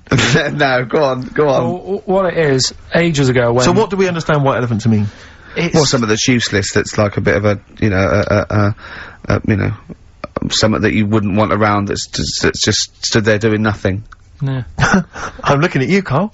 So years ago, when people used to use elephants Years ago, go on. When people used to use elephants? Yeah, Go on. more than they do now. Right. More than they do now! This doesn't involve a midget, does it? No. So you know, they'd use them in the workplace and stuff. To sort of- Yeah, as factories. Sort of, yeah. To move stuff Tea around ladies. and that. Yeah, security guards. Yeah. Can't trust them with the buns, though. That's why they stopped using them. Oh, Right. God, go on. So there was loads of elephants knocking about, and the thing is, right, You couldn't move from. if you have a lot of something, Uh-huh. you also have a lot of demic ones, don't you? A lot of what? you know, sort of demicky ones that aren't right, really. Demicky? Well, you know, like, they weren't properly. They weren't properly? Sorry, what, Carl? What are you doing? Right, I'm getting to the story. So what I'm telling you is... They were a bit demicky, so they weren't properly. Have you started making words up? Right. Yeah, you Stanley Unwin. Listen. Reincarnated. Demicky? Yeah. There was a lot of albino elephants knocking about. Okay. Where is this? Olden times. Africa. Yes! Should we say Africa? Yeah. Yeah. If an answer's got a question mark at the end, I'm not sure it's either Africa or India, but I'll give you a clue. Well, these elephants, do they have big ears or little ears? I didn't sort of notice the size of the elephants. What I noticed is they were white, because they were albino elephants. Okay. Right? So... that's why they're heading, I'll be null buying one of them. Okay. So, what would happen is, people who didn't know what they were doing, like, you know, you get people making a mistake buying cars that are full of problems and that. Back then, when people were buying elephants, they'd go up to someone, say, I'm after an elephant, and the fellow would say, yeah, I've got one here for you, this is a nice one. And it was all white and stuff, and it had, like, blue eyes. You should never trust a used elephant salesman. It was just this elephant that's white with blue eyes. Right. So, this is great. So a fellow who didn't know what he was doing would buy the elephant, and he'd get it back, and it'd be all sort of lazy and stuff, and what we're doing and stuff. And he'd say, what's up with this? And his mate, who's a bit of an expert with elephants, and go, oh, where have you bought that from? And he'd say, oh, I got it off that fella, and he goes, oh... all this embellishing nonsense he does with the story. You shouldn't have bought that. So he goes, why? And he says, it's only albino, isn't it? And he's like, what does that mean? And he said, oh, it gets tired. It's not that good at doing work and that, you shouldn't have bought it. It steals from you. But elephants back then were like a god. You know what I mean? Right. You couldn't say, oh, I'm sick of this, then I'm going to abandon it or anything, because elephants were seen as, like, pretty high up on the chain of things. So they'd end up being stuck with an elephant, that's an albino, couldn't do much, gets tired, basically gets in the way, so they said, that's where they're saying, like, you know, but a bit of a white elephant there. What do you reckon, Rick? I feel like I haven't been educated. I feel like I've lost something. So at that time in my life that I can never get back. I feel like I've sort of been soiled, and I don't know where to start. I'm angry. Do you know what I mean? I'm angry. Sure, yeah, I can see that. And all that rubbish around. Look at his little face. Well, what was that? All that shit about a second-hand elephant salesman and his mate knew about elephants. What is it? What are they had blue eyes. What are you? Well, albinos have red eyes for a start. Oh, that's it. We've run out of time. Oh, what?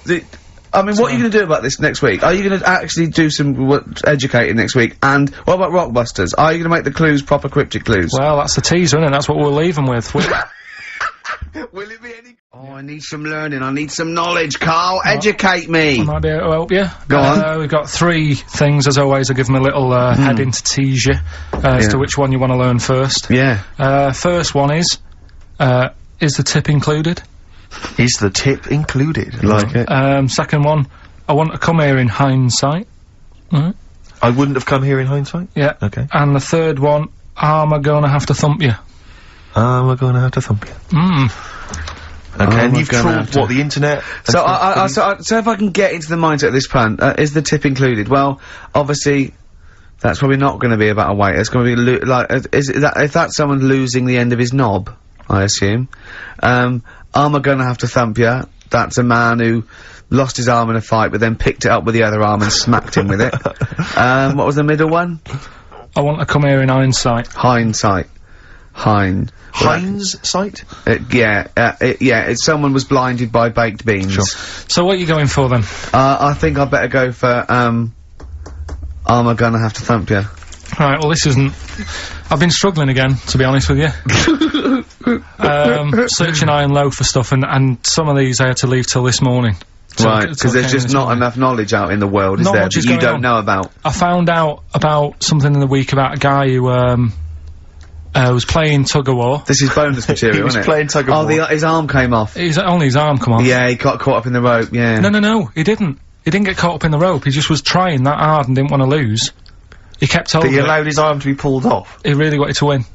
And the other team pulled it and his arm come off. No. Well... I don't know who to believe. Well, think about it. If he's gripping... Yeah. as soon as there's tension, like the arm coming out of the socket, the hand might release. I think his arm got caught up in the rope. And so it was involuntary, as opposed to him going, well, my arm's coming off, but I'm not going to lose this! You might be right. That's the fact. That's a bonus. That's a bonus fact. Yeah, well, that's educated me.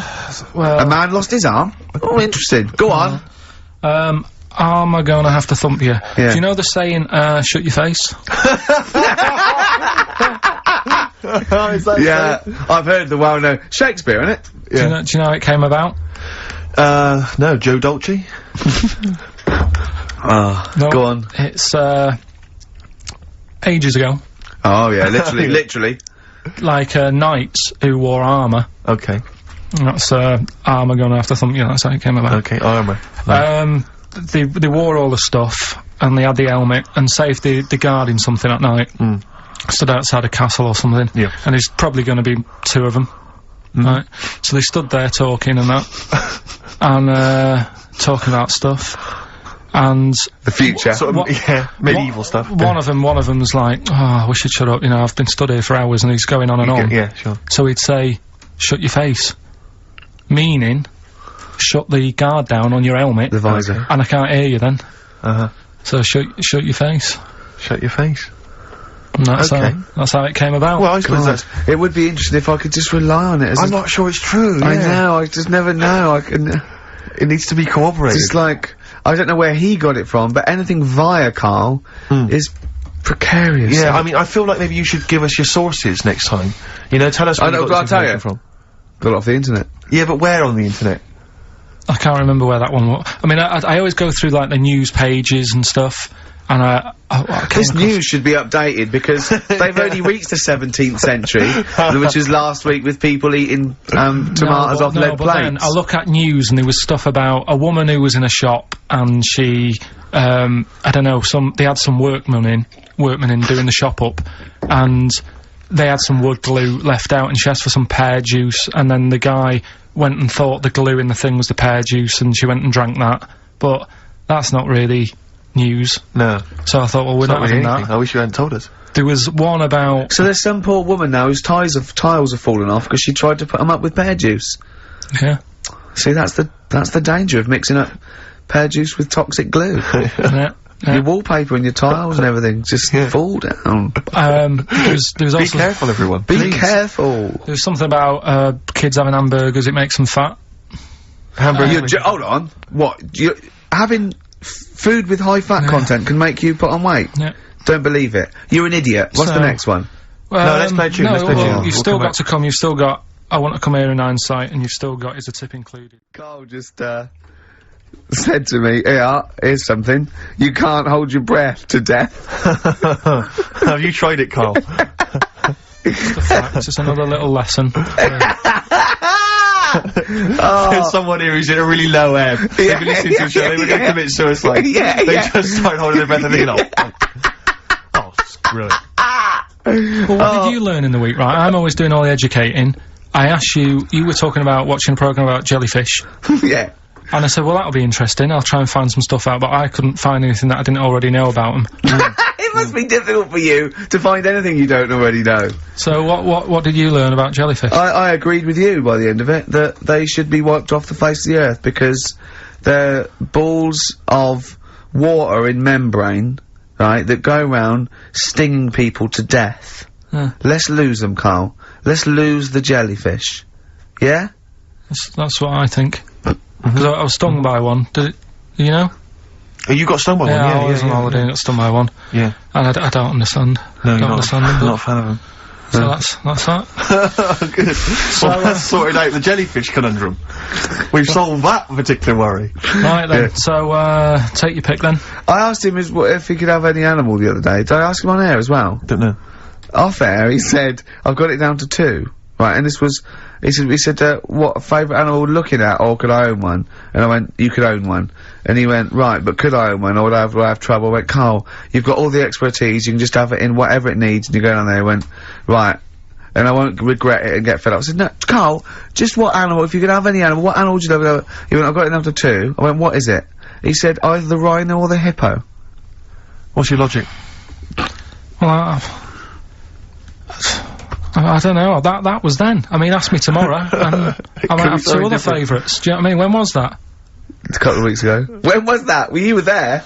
Yeah, but, you know. What are they today? Quickly now. First animal that comes into your head. Quickly now. Any animal I want. You could have any animal in the world. Right. From one that's maybe extinct, anything you want. Right, I might have, just for today. Just for today. I might have a scorpion in a little box. A little scorpion in a box. What's your thinking? It's the chimp every time. It's the chimpanzee or the gorilla. No. But, have I told you that programme about the scorpion? How they all help each other out? Right. Scorpions all help each other out? No, this is brilliant, right? Somewhere in the desert. Okay. There's these little... In the desert. It's like these little monkeys that are underground or something. And there's holes. Is this Beneath the Planet of the Apes? The 4th in the series, Are they talking apes? Oh, forget it, actually. No, and you've got it wrong anyway. They're not monkeys. There's little monkeys under the ground. What are they doing down there? Toiling in some underground mines? They're lizards, if you remember, and the lizard goes to sleep, and the bloke comes along, you've told this, and we've done it, alright. Monkey from monkey lizard. That's what happens in his mind. From lizard to monkey. Oh, evolution would have been so much easier if Karl was around. Turn it into a monkey. I'm fed up with a lizard. Just promise me once again, Karl, I've asked you before, promise me you'll never have children. Go on, right, okay. Right, what are you having? What are they again? Is the tip included? Yeah, go on, that one. Right. In Turkey... Nice. It's not, actually. That's where I went, and there was them little fellas after Suzanne in the kitchen. What? What do you mean? We went to Turkey. You went to Turkey and there were some little fellas? Well, they had quite a few sort of midgets working in the kitchen. Why? Is it a theme? No, is it a theme holiday? I don't know. Might get them cheaper or something. Was it So they were working. Cheaper? They were working in the kitchen, and one of them fancied Suzanne and kept sort of eyeing her up, and she was winding me up saying, "Oh, not eyeing up and down, just eyeing her up." Anyway, no. So what was she doing in the kitchen? No, it's like a pick what you want to eat type buffet, but you have people clearing the tables and that ready for you to come along. Are they low tables? And you know, he was just keeping an eye on her. Well, what did he say though? Was it Turkish, so I don't know what he was saying. But he was little fella, yeah. Did he? What do you mean a little fella? What do you mean little fella? Sort of dwarf-like. What do you mean dwarf-like? He had magic powers, or he was 4 foot? No, what do you mean, Karl? A little bloke, just like a normal bloke, but small. If you stood him in the desert, you wouldn't know. But he'd be hot and thirsty. Right, Karl. You should watch out for the monkeys. Yeah, underground. There's underground monkeys. Look, you can't just say there was a little midget fella who was eyeing up my girlfriend and then leave it. What do you mean? What was happening? This is a story to us. This is much more interesting to us than, and she was deaf, right, and she hit her head. That's much more interesting. I don't understand how it manifested itself. Did he come over and say something? No, do you know when, it's like girls know, don't they, when someone fancies them. What do you mean there was lots of them as well? Do they? That's worth knowing. Listen, right, come on, right, so you went to this holiday, yeah? Yeah. And you went into the dining room or something? Yeah, downstairs. And you looked over. You thought, this is odd, there's no one serving. Yeah, and they go, wait a minute. Hold on, you looked down, and there was a little waiter. There was loads of them running around busy. Why, though? Why did they get summer? What do you mean? Because it was in summer. They had more of them They come out in summer. They come out in summer. What do you mean they had more? What do you mean? Because it's busy, isn't it? No, but they hibernate in the winter. Why were they all midgets? I don't know, maybe it doesn't heat stunt your growth or something? No! Well, they just happened to, maybe it was a thing that they did for tourists or something, I don't know. I just got on with my meal, it was a holiday, do you know what I mean? God! Right, so some midget serving, I'm not gonna ask any questions. Right, okay, yeah. So they're all little fellas running around, and this one always was like, you know, oh, do you want a new serviette? You know what I mean, going out of his way to sort of... turning on the charm. Yeah, he was going out of his way, the others weren't. Right. I think what was happening is he'd been working with Santa all sort of winter. Yeah. This is sort of little summer break. This one was your waiter, and so he was being polite to you. Maybe. But what did Suzanne say then? Well, she was using it to wind me up. What was she saying? Oh, just like, you know, look. He may be small, but he's... Well... built like a... Yeah, he's all man. So... Were you jealous of a midget then? You were jealous of him? It is a bit annoying, isn't it? Why? It wouldn't bother me as much now, because I've been with her for ages. Right. But at the time, that might have been one of our first holidays, and it's like... You don't want what's going on? I paid for this holiday. Yeah. and then you get off with a midget? Yeah. Oh. So anyway. But it doesn't matter, because you got chatted up by a bearded lady, so... yeah. Tell you what, no, that's got nothing to do with that. What were you gonna say? What were you gonna say? I was gonna say the hotel was half board, and maybe... Oh, right. I thought you were gonna say it's just one of her shortcomings. So listen, right? Play a record. Daddy Drum Boy, born again. Right, just get this educating Ricky out of the way. So, Turkey, yeah. So what is this again? This is educating Ricky, is a tip included. Right. Apparently a fellow was on holiday in Turkey. He's just having a normal holiday, weather's good, you know, he's having a good time. And Waiters are all normal height. Yeah. He's having his meal. He hears a load of screaming going on in the kitchen. Hold on. Has his girlfriend wandered in there? And they do, With a stepladder. Yeah. the circumcised people in the kitchen, and apparently... What are you talking about? Whoa, slow down. We were sidetracked there for a minute. What are you talking about? Well, I'm excited about two things at once here. One, they circumcised people in the kitchen. Two, I guessed it was someone losing the end of their knob. He did, yeah. I started thinking like Karl Pilkington. Extraordinary. That is amazing. Apparently it was going on, it wasn't just a one-off either. Well, when I say a one-off, I mean, they did it more than once. Yeah. Right? And there was, he was there for a week, and apparently the first night it was quiet, and then the rest of the week, every day, it'd be like having his breakfast, or even his lunch, or even his tea. Yeah. Right? He'd be doing it all day. Oh. You'd be hearing Lunch screams. and breakfast, fair enough, Rick. Yeah, circumcision at tea time. Don't do that. And apparently it's a tradition over there. You can't even make a complaint about it. It's like, well, you should have found out before you come over See, it. I can't believe this is Sorry, true. I'm a little I bit can't lost. believe this is He was true. in a restaurant, in a hotel, and there were people having circumcisions in the kitchen. Yeah. Is that right? I'm even worried that we're bordering on the racist here, suggesting that is tradition, that Turkish people cut the end of their cocks off in the kitchen. Yeah. At meal times. I think you're wrong, Karl. This just sounds ludicrous, Karl. No, I don't think it happens everywhere. Right. I think this Just in this hotel. certain places, Certain hotels. certain hotels. What, is it like 2-star? Yeah. I don't. Why did he go to the Foreskin Inn? It was his own fault, wasn't it? So that's Sorry, that's it, is it?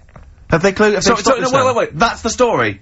You educated me, right? Once a fella saw some Turkish people cutting the tip of their knob off in the kitchen. Thanks very much. Thanks very much, Karl. Got any more? Well, there's things you can learn from it. Either don't go to Turkey. No!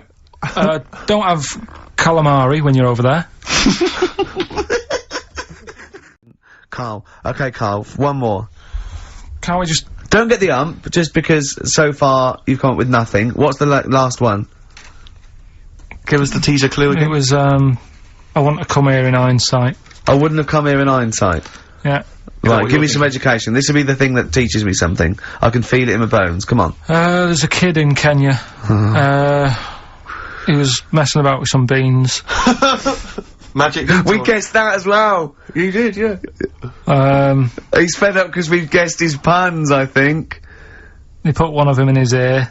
Yeah.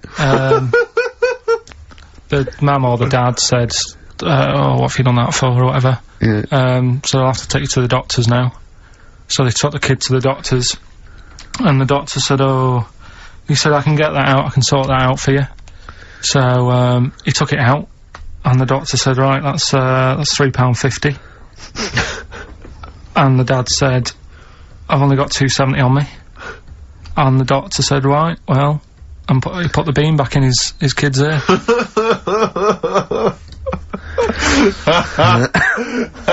I don't know what to say, I don't know. I mean, I don't know what to say. I mean... A couple of questions from me, very quickly. Are you sure that those were definitely the sums involved, were they? Well, the equivalent of whatever they deal with in Kenya. Yeah. It was the equivalent of, you know... Oh, so what currency was it, Karl, that you translated into sterling?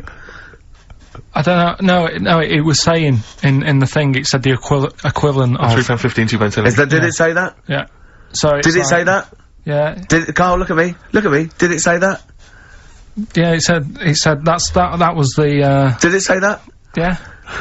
Yeah, it did. It definitely said that. Definitely. Yeah. So, it's just like, I suppose, I don't know, I mean, all these things, the idea is, it's not like a lesson, it's like, I'll tell you this, see what you can get from it. Sure. So you look at what I've told you already, the knights who said shut your face, that's like... that's amazing. That explains itself. Yeah. Turkey with the circumcisions in a restaurant. Yeah. That'll hold me in good stead, yeah, go on. Don't go there, whatever. This one, if you're in Kenya, don't put beans in your ears or something. Doctors Or carry £3.50 or the equivalent of. It's just the idea that the doctor put it back in his ear. He forced it back in his ear. So is it still there to this day? I mean, is there any update on that story? Or does he go back with the £3.50? I presume he either went and got like a second opinion, see if he could get it cheaper. Right. From another doctor. Yeah. Or he said, right, I'll come back next week. Yeah. After I've been paid. Or he saw how the doctor did it and thought, well, I'll have a go at that. Sure. I'll get home. Yeah, for free. But he never said how it ended. No. But I mean, I apologise for this week. 'Cause I mean, I haven't got that much out of it. Coming up on the show, we've got Educating Ricky. I'm not happy with this. Oh, really? Because the last few weeks have been genius. What is a drop in quality, is there, of the education of me? Well, it's just, like I said, I've wasted a lot of time this week searching on the web, right? You wasted a lot of time searching on the web because you come up with things that aren't true. Why don't you look in books and verified sort of like journals? The web is the new book, though, isn't it? No. The web is the new book. That's the new going wrong. Yeah. Well, so I've been searching, there's hardly anything. I spoke to you in the week, about Monday or Tuesday. What did you say? There's nothing happened this week in the world. There's nothing going on. There was a new car wash that you can put dogs in. There was a car wash you can put dogs in. That's the only thing that's happened in the world. And that and the jellyfish, and we've covered that, so... Can you just quickly tell us about the car wash with the dog in it? I don't know what's the That story. didn't make the top three. I didn't waste that much time on it, to be honest. What did it say? It just said, you know, how busy are you? Have you got a dog? How about saving some time? There's some car wash out. It's not a car wash, it's dog wash. You take it down there, put your coin in, put your dog in, and it comes out clean. See, there's nothing in it. Is this called a bath, isn't it? No, but it's like a machine. Right. There's a machine. But we'll, you know, that's why I didn't pick it. Carl, come on then. Right. I need some education. No, it's Rockbusters. I know, but I need Rockbusters. education. I need some I know you're education. terrible, but we've promised some Rockbusters. Educating Ricky, I will be ditching before Christmas. Why? It will be going. Why? Because there's nothing out there. It's just struggling. I was thinking on the way in today, I can either do, doing something more with Steve, because we've done, like, the Ricky angle. Either we can do, Educating Steve? No, either like a bit of a call my bluff type thing, but it's like a con merchant, and I have to, like, trick you. Okay. Con Right, so merchant, I'm the I like con, it. and you're the merchant. And then, I was thinking something that you just do some work, and you have a moan for a bit, and that's a bit, that's like a wine merchant, that you just, like, whine on about something. Again, the pun comes first with you, doesn't it? You've worked out that first. Yeah. That's like, I Okay. told you I've come up with a couple of sitcoms for me. Go on. One is I've got an imaginary navy called Merchant's Navy. I've I've got a navy in it, and the premise is I've got a navy.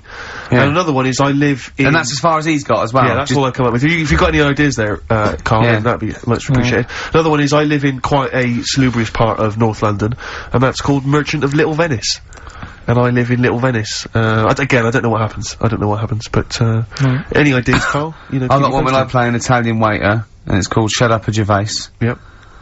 That's So, pretty good. that's the one we're working on now, actually, to follow up with The Office. Do you like that? Yeah. Yeah. Yeah. We'll do something with that. Yeah.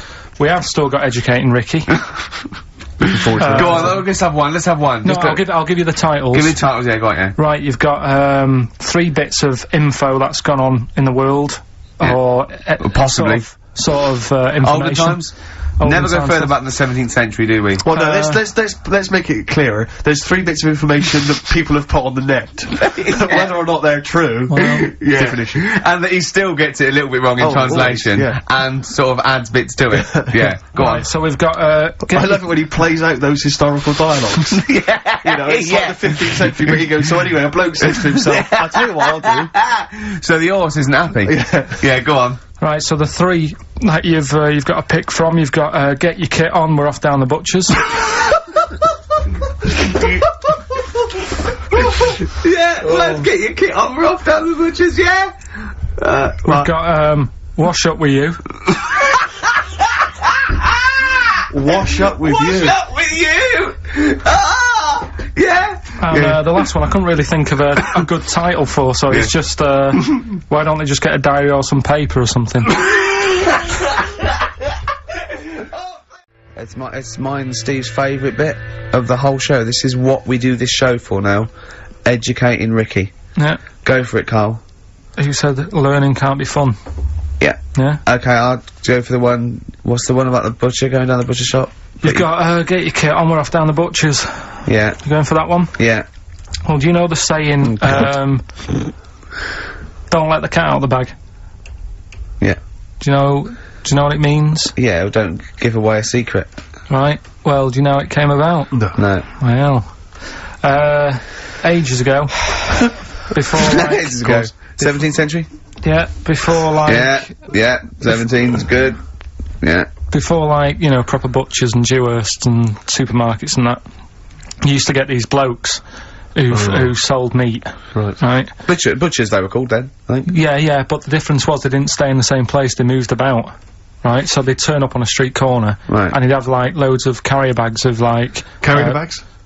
Yeah, with meat in and that, and people would Plastic be like, carrier bags? Yeah, with mobile butcher on them. Yeah. Right, so, had an email address. Yeah, go on. People went, right, yeah, I need some meat, right, so they'd go up to this bloke, and, say, what have you got? And he'd say, well, I've got a, you know, you can have a bag full of pig, or you can have, whatever, a bag full of chicken, whatever.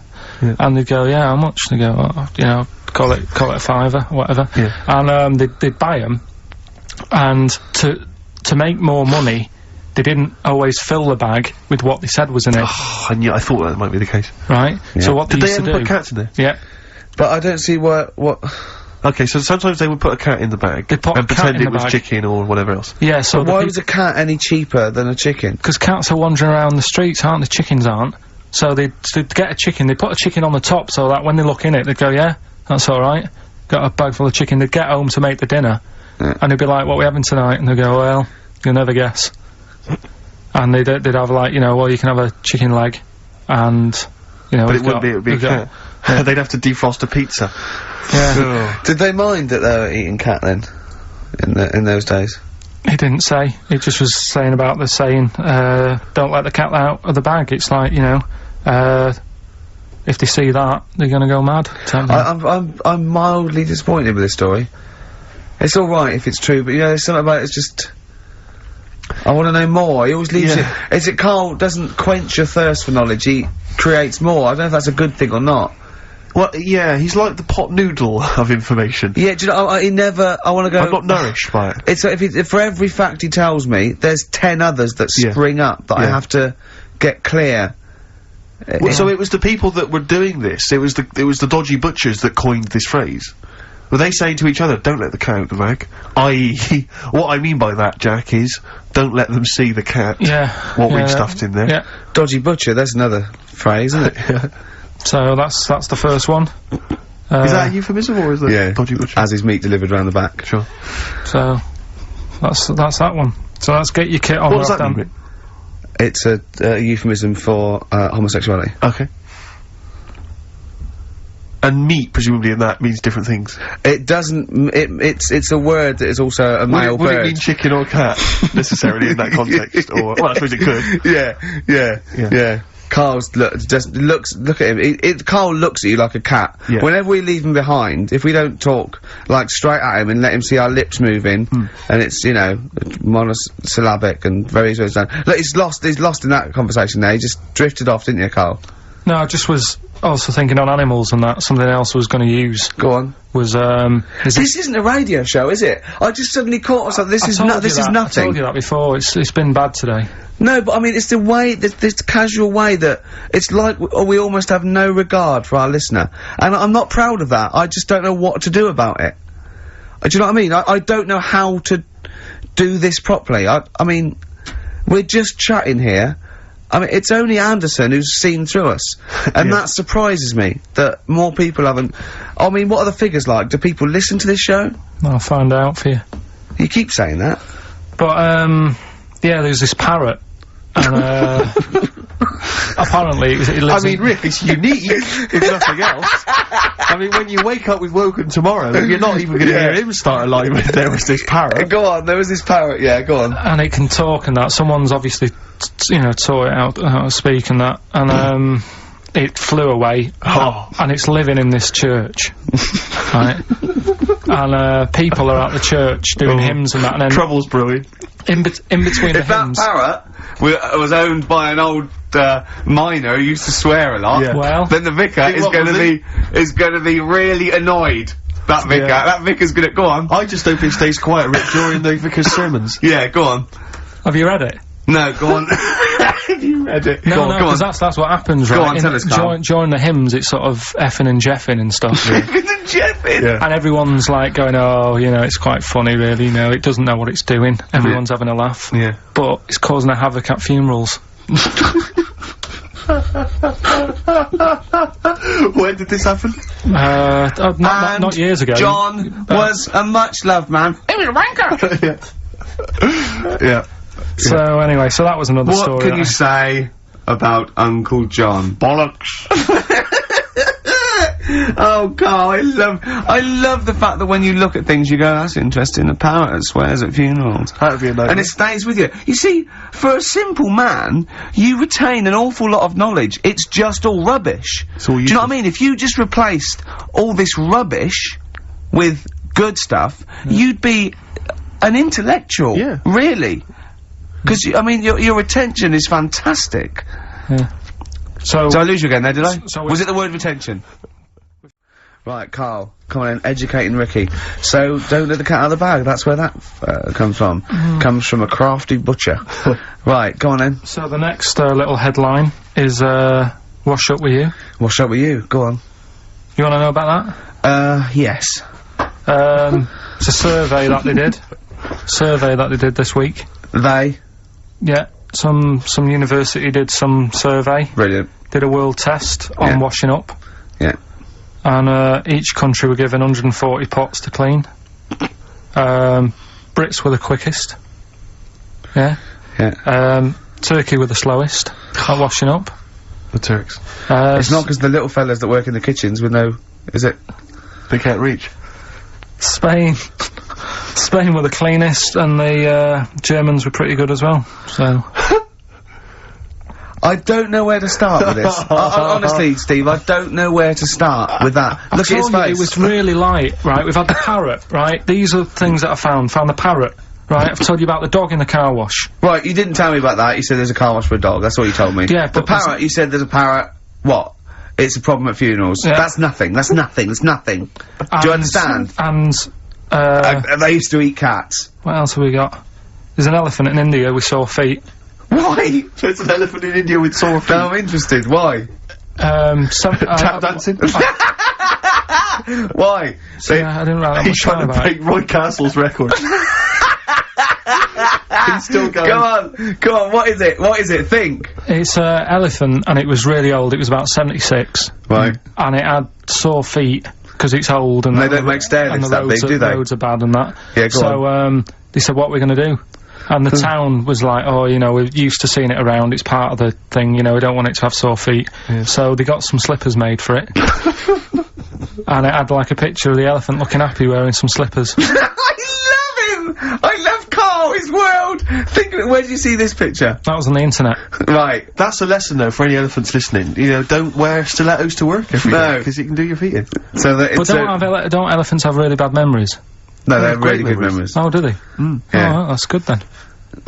No, I just thought they'd forget where they put them. I thought there was something about elephants having bad memories and that. It goes on, where's my slippers? Yeah. I'm sure I left them by the Tesco. So, sorry, there's an elephant walking around wearing slippers? Yeah, there was, that's in What India. kind of slippers? Those sort of old man ones with the sort of checkers. Well, round design. ones, I imagine. Yeah. Big round ones. There was that going on. And is it happening? Is it happier? I mean, does it feel No, more it looked satisfying? it, looked it. Did it look? How can you tell? How can you tell for elephants, please? What else is there? There was a woman who's had a breast insured for 150 grand. Right. Okay. Okay, Any it's more what? information there? What? Third party fire and theft? Don't know, it just said, it had a picture of her with them, like, you know, out. I just thought, yeah, he should get them covered.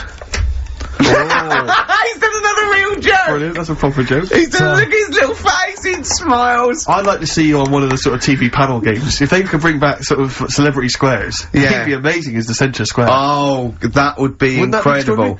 Or on that countdown in Dictionary Corner. I imagine him in Dictionary Corner. Well, I've come up with cat, if that helps at all. Yeah. Memblent. Yeah, what does that mean, Carl? Just anything you want it to mean. Oh, what I've got, there's a dog that's got a cough in Singapore, because it smokes 20 a day. Right, okay, another one. No, it's the last one in it, so we'll save it. The last one we've got is why don't they Sorry, what was that? Wash up with you, that was it? But was that it? Survey of washing pots and pans. I didn't understand, you said Italy were the cleanest. No, Spain. No, Brits were the quickest. Yeah. We were the quickest, but Italy was the Spain was the cleanest. Turkey were the slowest. Yeah. Spain were the cleanest. But why weren't we clean then? Because we were washing up, why were we not paying attention to the We did it rubbish, we did it quick. We did it quickly, but I don't understand what it was being rated on. Who was doing it? Was it Annette Newman or Ainsley Harriott? She's quick. Both of them are quick. Yeah. Well, they've got like kind of loads of slaves that do it for them. Did we use fairy liquid? Dunno, it didn't have Did we use a whole bunch of Boy Scouts? Didn't say that. Just like Nanette. It just said, you know, that. Who had the softest hands? Who had the softest hands? So, it didn't say, I didn't. Why is it we don't get notified that this is taking place? I don't know. When I was a kid, no one ever said, you know, we need recruits because we're doing a survey on who can wash up the quickest. Are you disappointed in yourself with that one, Carl? It is pretty dull. To be fair, and that is why we've got to bring in either con merchant, or a wine merchant, or shut up at your face. Yeah. Would you be able to, if I put you on the spot in the next, sort of after the next record, would you be able to give an example of how con merchant would work? I mean, is there something you could do just to sort of experiment? Should we play a record? Should we play a record? I can do better than that. What?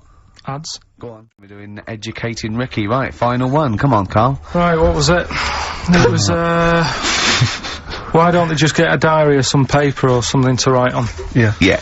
Because snappy. I couldn't think of a heading for it. It's basically, Go on. people who have tattoos, I've never understood it, right? That they have something put on their arm. Right, sorry. Have we started the educate? Is this part of it? Are you educating me? This is something that will be useful in my life that I didn't know about. Yeah. Go on then. No, it's just that they've got a machine out, right, that, does tattoos. You come up with a design you want, and you sort of, this machine scans it, and, you put your arm in this thing, and you press print or whatever, and then it does the tattoo on your hand, or on your arm. Like loads of little needles that follow a pattern? Yeah, computer, basically, yeah. Is it a real tattoo? It's a proper one. The fella said, well, as long as it goes out, it pierces the skin with a I just wondered if it's one of those kind of, you know, those kind of... No, it must be lots of little needles or a moving needle that can go along. Sorry, but how is this cleaned, like, in between each person? Dunno, probably, I don't know. Well, no, as long as it's only that, if it's one needle, it's just the head, isn't it? If it's one needle that moves, and does it like like loads of little... What are we gaining from a machine doing it?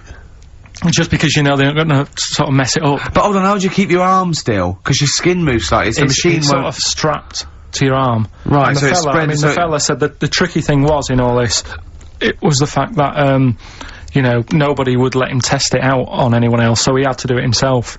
But did it work? Because the thing is with a tattoo artist, they can see when your skin's moved, and they can see what they've done, and they keep wiping it and looking, whereas a machine's just got to trust itself. Yeah. So, I think one needle could go wrong. If it was a lot of needles, that it just came down, like, you know, 1,000 needles that was an imprint. Yeah. But, obviously I'm asking someone who's, hasn't delved any further than there's a machine that can give you a tattoo. That's all you've got at the moment, isn't it? Well, yeah, basically. That's all you've got? I mean, that's what I've got, because I'm not a fan of tattoos, I don't... But where did you read this again? This was... Internet? This was on the internet, yeah, it was, yeah. Okay. And I just don't understand why people do it. That's what got me attention. Because me, Sorry, what have I learned from this? That if you wanted to get one, you know, you can get one done by a machine now. You know, people say machines are sort of taking over and that, and there's another one.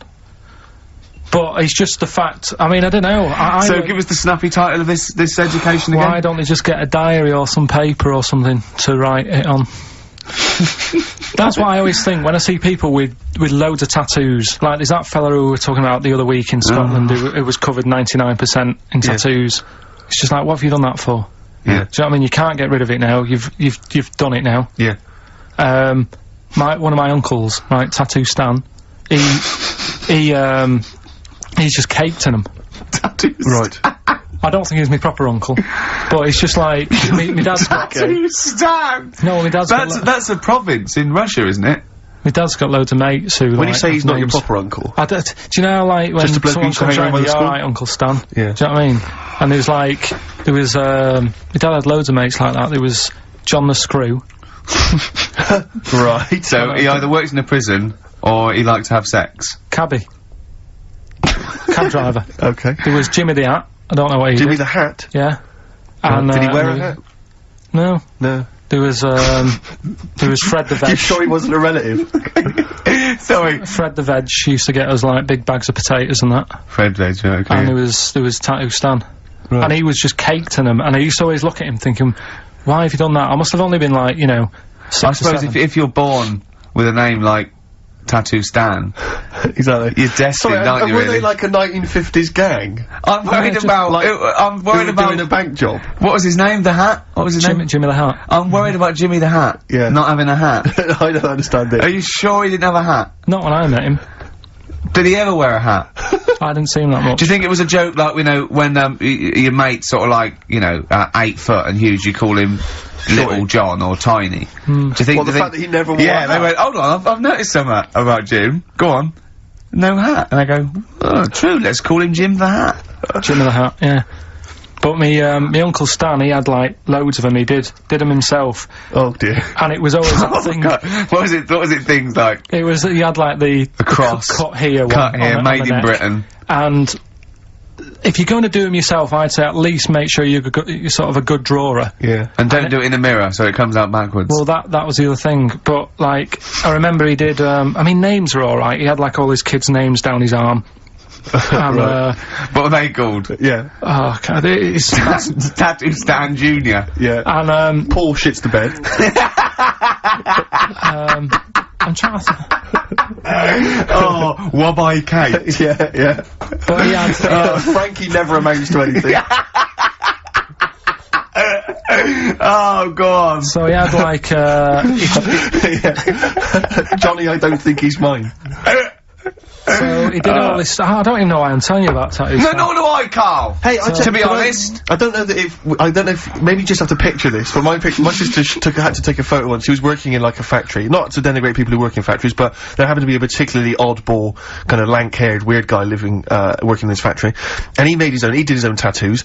And she took a photo of it because she was so extraordinary. He'd drawn it himself. Now, bear in mind, it was the kind of thing you saw when you were doing art when you were, like, 15. This was the sort of person who designed their own, like, heavy rock album cover. Yeah. He's that sort of person. So, I mean, like, was it a dragon with breasts? You're not far off, Rick. No. You're not far off. I'll tell you what it was. He had this tattooed on his back. It took up his entire back. She took a photo of it for me. He drew it himself. He had it tattooed himself. And it was just too much detail. Too much detail for a tattoo. It needs to be fairly simple, I think, to make a tattoo. It was... it was a naked female vampire having a shower.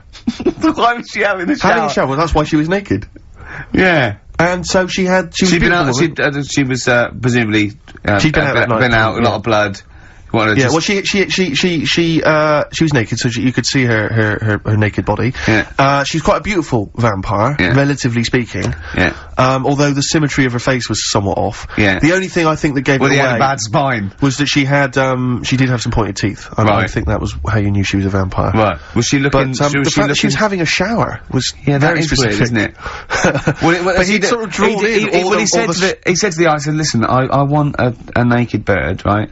But I don't want it to be gratuitous. He goes, well, you could put her in the shower, because then they went, pop her in the shower. That at least gives some kind of justification. That's the plot. I mean, you know, it's justified within the story if she's in a shower. Sure. Okay. Yeah, we'll have that. Carl. So... Yeah.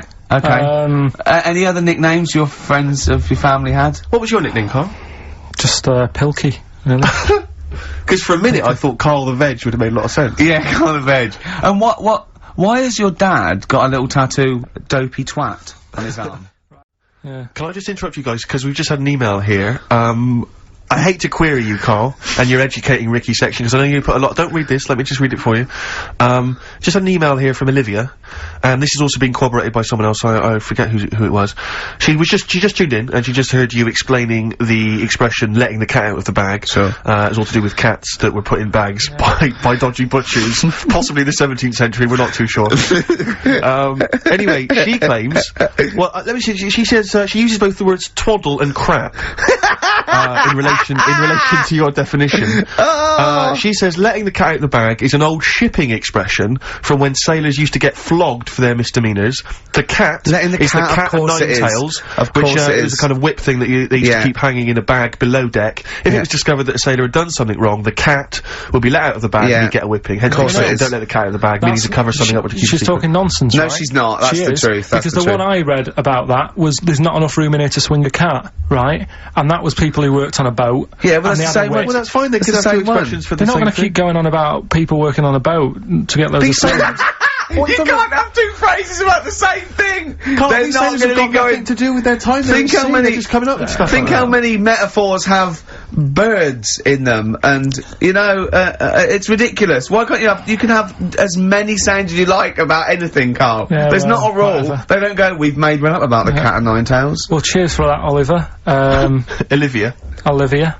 Yeah. Don't see your email coming up with the Rockbusters answers, so let's You better give us the answers let's again. give them out. The first one was You know, he wanted to stop educating Ricky because nothing had happened. He said, look what happened last week. I scoured the net. He said, all I found was a dog in a car wash and a parrot and a vicar. I'll Right? tell you what, there ain't much more going on this week. We're talking well, listen, me and Steve, yesterday, we took a day off to prove you wrong, and we've come up with two of the most incredible Extraordinary. things I told you about, and they're amazing. So there are things out there, or is it but just go for truth. Go for truth and science Yeah, and that's what I do, discovery. that's what I do. Don't, Yeah, the fact is stranger than fiction. You don't have to revert to sort of yeah. like God and ghosts. I know, yeah. Do you know what I mean? But the funny thing is, you know, like, last couple of weeks I've been saying there's not much going on. Yeah. I found out when I was looking that there was a day in 1930, right? It was a Good Friday, there was no news, there was nothing going on. They had to put a music video on or something on the telly because there was nothing going on. With the educating Ricky, but you know, Let's see. you've got 3 titles. Yeah. That I tease you with different stories. You take your pick, and I teach you something that did happen. That's a little bit of venom. Yeah, go on. First one is don't rub it too hard, you'll get a rasher. I bet that's bacon related, knowing you. You've got enough is anus. Say that again. Enough is anus. Enough is enough. Well, But it's changed to enough is an anus. yeah. And Okay. you've got Yeah. you've also got will it be a bloke? Oh no, will it like a bloke or a woman? What? Will it like a bloke or a woman? Will it? Yeah. Will it like a bloke or a woman? Wow. Yeah. So there your 3 stories today. That sounds exciting. Okay, well, So 3 stories. Don't rub it too hard, you'll get a rasher. forward Enough to that. is anus. And we'll have that one then. that one. Yeah. Right, well, do you believe in palm reading and stuff? Yes. Sorry, yes. Yep. Yeah, of Yeah. course. Sorry, I forgot. Yes, of course we do. Right, well, there's a fella who, he used to do palm reading, Oh, yeah. but a lot of people, he found that when he went up to him in the street and said, do you want your palm reading, he was like, a lot of them were like, you know, oh, you know, I'm a bit ashamed of my nails and stuff, because they're a labourer or they're a cleaner, or something like that. I know a lot of labourers are slightly embarrassed by their nails. Yeah. No, but, Yeah. so he If you found look that, at my bloody hands, Reg, well, that's that hod carrying. did I ever tell you that? Did I ever tell you that I got picked at school to make tea and serve biscuits to old people because I've got good nails? No, go on. Is there any more to the story? Well, that's about it. I mean, we used to do, like, I think the head teacher must have been getting something, maybe getting his mum in there for free or something in this old people's home. So he offered the kids of the school, he said, right, all sit at your desk and put your hands on the table. And everyone did. And he walked past mine, he said, not bad, not bad. Yeah. And he said, you've got the afternoon off, you can go and serve biscuits and tea to the old people. What did you say? I said, alright then. Was good. that? Yeah. Good afternoon. But anyway, so these... Yeah, well, what did he do? He just sort of walked around and went, you alright, do you want bourbons or digest? I bet you get on with old people, wouldn't you? I'd love to see, maybe Especially the senile ones. Yeah, no, but I'd love to see you on VH1, just in a link, they just go, you know, they've just played, Robert Palmer, right, and it comes to you in a little park, and you just sit next to an old lady, go, alright, and you go, yeah, not too bad, you go, what do you think of London? Crap, innit? And she goes, yeah, it's awful, innit? And you just have a talk, and you go, alright, well, she doesn't like it, in excess. Yeah. That's what I'd like to see. I still think my idea is better, but... So what are you going for then? Oh, you've picked one, haven't you? Yeah, so this fella... So there's palmists going around the streets. Yeah, he's going round and randomly trying to give palm readings. They're losing money, hand over fist. Yeah. Alright, so, they said, what he's done, he's reading people's, bottoms now. Sorry, whoa, you just, I didn't quite follow that. He was a palm reader, that wasn't making money, so now he's going up to people in the street and saying, can I see your arse? Basically, yeah. So from being a palmist to an arsonist? Well, they just, that's what he does. He said the same sort of lines and that you get on your hand, you get them on your bottom, and, he can read them. Right. Yeah, he's not a pervert or anything, or making up as he goes along. No, that's it, that was that. So, sorry, if a man came up to you in the street and said, can I have a look at your arse? Can I read your arse? You'd drop your trousers, would you? No, if he went up to him and they said, oh, I'd rather you didn't, because I'm a labourer, I've got bad fingernails. No, that's why I've seen, that's what a lot of labourers, they're showing their cleavage, you think, but actually they're having their arse read. Absolutely. That's that's what it is. And then, right, so is that the end of the story? Yeah. But then because... That's it. Educating Ricky is, there's a bloke who reads arses. No, but you're then, a mentalist. But no, but what are you talking about? But then, do you know, like, now and again I come up with a little jokey line. Thought I'd make an effort today for VH1 or MTV. Yeah. Little line there. Don't worry, it won't last. It might just be a splash in the pan. Okay. Phil Collins next. Yes, let's play some Phil. So, you better get that out of you. Carl Zane Pilkington. Educating Ricky, will we carry on? Yeah. Right, you've got left. Don't rub it too hard, you'll get a rasher. And, will it like fellas or will it like women? Well, you said wool before. Yeah, will it. Go on then, I've wool it. Right, now this is similar to the one you were talking about before, right? They found out that, yeah. Scientists. Oh, yeah. I've found out... 17th century? That, like now, 1 in 10 rams are gay. 1 in 10 rams are gay. Yeah. Yeah. So that was like, wool it. That's how I could get that in. They got a load of gay and straight rams. Right. They worked out which were which first. They said, right, that bunch there is a gay bunch. They looked better, they just had more pride in their appearance. And the other ones, you know, the straight ones, and then they gave them to this scientist and said, right, go on, do what you got to do. And they took the brains out of all of them. Just to check. And, they did tests on the brain, and it worked out that they've got something smaller in the brain. The gay ones have got something in the brain that makes it smaller. And they said, right, well, that's probably how it's gonna work on males.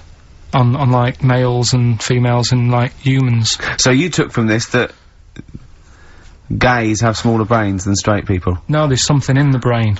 Right, go on. So if someone's saying, you know, oh, I'm a gay, or they're not sure or whatever, they will now be able to find out. So you can go to the doctor and to find out if you're straight or gay. Is there any gay in my brain? Let's have a look. Do. You've got a little bit of gay in you, yes. There's a little bit of gay in there. Yes, you've got the, you've got a little bent cell there. Well, that's why they did it, anyway.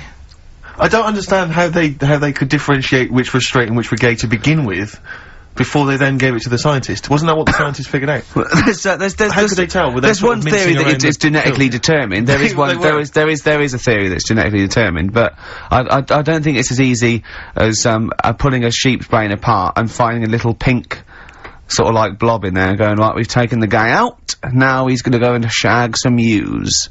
I don't think it's that straightforward. Although homosexuality does occur at a similar sort of rate in animals, I think. Yeah. Yeah. So you knew that, didn't you?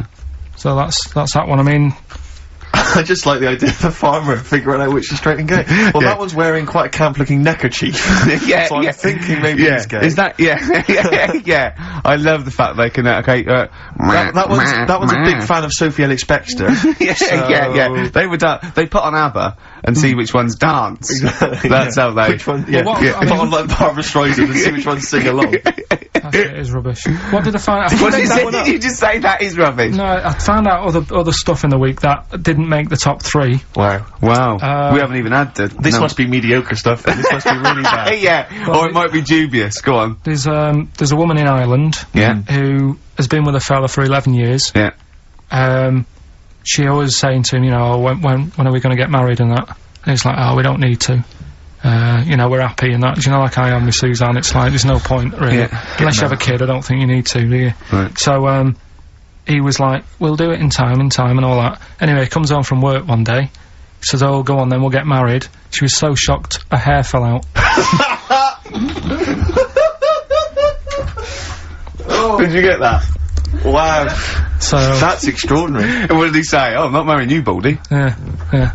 Well... She was so shocked her hair fell out. Yeah. I love the idea of it just going to the ground. Fell out, Yeah, what else? Right, that's rubbish. That's rubbish. That's rubbish. That's rubbish. Next. You've also got, it's weird, isn't it, Rick, that the stories that we made up are more plausible than the facts he's actually giving I think we tried too hard. I think we tried to... That's what he's willing to believe. He's willing to believe that a woman's hair fell out when her husband came out saying, let's get married then. Oh, you old romantic? Well, yeah, then, here's a good one. Go on, then. Right, in Dubai, this woman went to Dubai for her holiday. And, she was over there, and apparently in the markets... Bitten by a spider? They sell lizards. Oh, go on. Right, just like for people to buy. So she buys one, not knowing that you're not really meant to take him out of the country. Sure. Puts it in a bag. Yeah. As you do. What have you? And, then she gets to the airport when she's going home, she's thinking, I can't really leave it in my bag. So, she puts it on her head. On her head? Wears it as a hat. She wore the lizard as a hat? Yeah. People on the plane were just like, yeah, everything's fine, you know, they're doing the cross-checks and that. Yeah. Have you got your seatbelt on? Yeah. There's a woman there with a lizard hat. Everything's going well. She gets off the plane at Manchester Airport. Lizard sticks its tongue out. Yeah. The air hostess says, what are you doing with that? She goes, I've had it. Lizard said, I just found her in Dubai. They said, I've had this with me all journey, and they said, well, you shouldn't have done, and they took it off her. Yeah, I think that is true, actually. Yeah? Yeah. So what about that? Yeah, good, yeah. Yeah. That educated me. Right, what, any more? Well, what's that taught you? That's taught you, you know, be careful when smuggling lizards back as some kind of hat. Yeah, just say, lizard, keep your tongue in, you twat. Not at the customs officer! Yeah. And, what else have we got? Anyone didn't quite make it? Anything to declare? I've got a lizard on my head. We've got an old saying one, if you want that. Go on, then. Are these ones, sorry, are these ones that didn't make the list? These are ones that didn't make it. Oh, right, okay. Because I always get more in than I need to, just in case. Just think if someone's just tuned in now. Is Anders listening? Well, I'll tell you, Dickie Anderson. I've got an email from Richard Anderson, Dickie Anderson. Go on. The Dick Machine, which... the Big Dick. The Big Dick, which, now this is interesting. I mean, I think we're wearing him down. Ricky, I think your show might be improving. Go on. That sense of despair and loneliness I normally feel when listening to your show doesn't seem so bad today. He's desensitised to it. Yeah, exactly. Or he's given up. Him down. Or he's just given up. Yeah. I mean, you listen to this long enough and you'll stand. Right, so... Let's get out of this house. We've got one more... Go on. Educating Ricky to... Go on, quick then. I need educating. Right, don't rub it too hard, you'll get a rasher. How was he gonna outwit Darren Brown? You said something in the break. Oh, I have to say, yeah, Darren Brown, who, we bumped into as well, and he did this incredible trick where he puts £40 down on the table. He says, I can tell you which hand you've got a £1 coin in, let's say 5 times out of 5, you know, so I have a £1 coin in one hand, I put it behind my back, I bring my hands out, and he can tell me every single time which hand it's in by asking questions, by doing various things. Well, he doesn't ask, he just goes, no, you might have it in that one, you might do the same again, but then you're an intelligent person, you're praying up, he goes, so it's in that one, and he does it every time, it's incredible. It's absolutely majestic. And I mentioned this to Karl. Yeah. And, well, Karl, you tell me how you think you could outwit Darren Brown.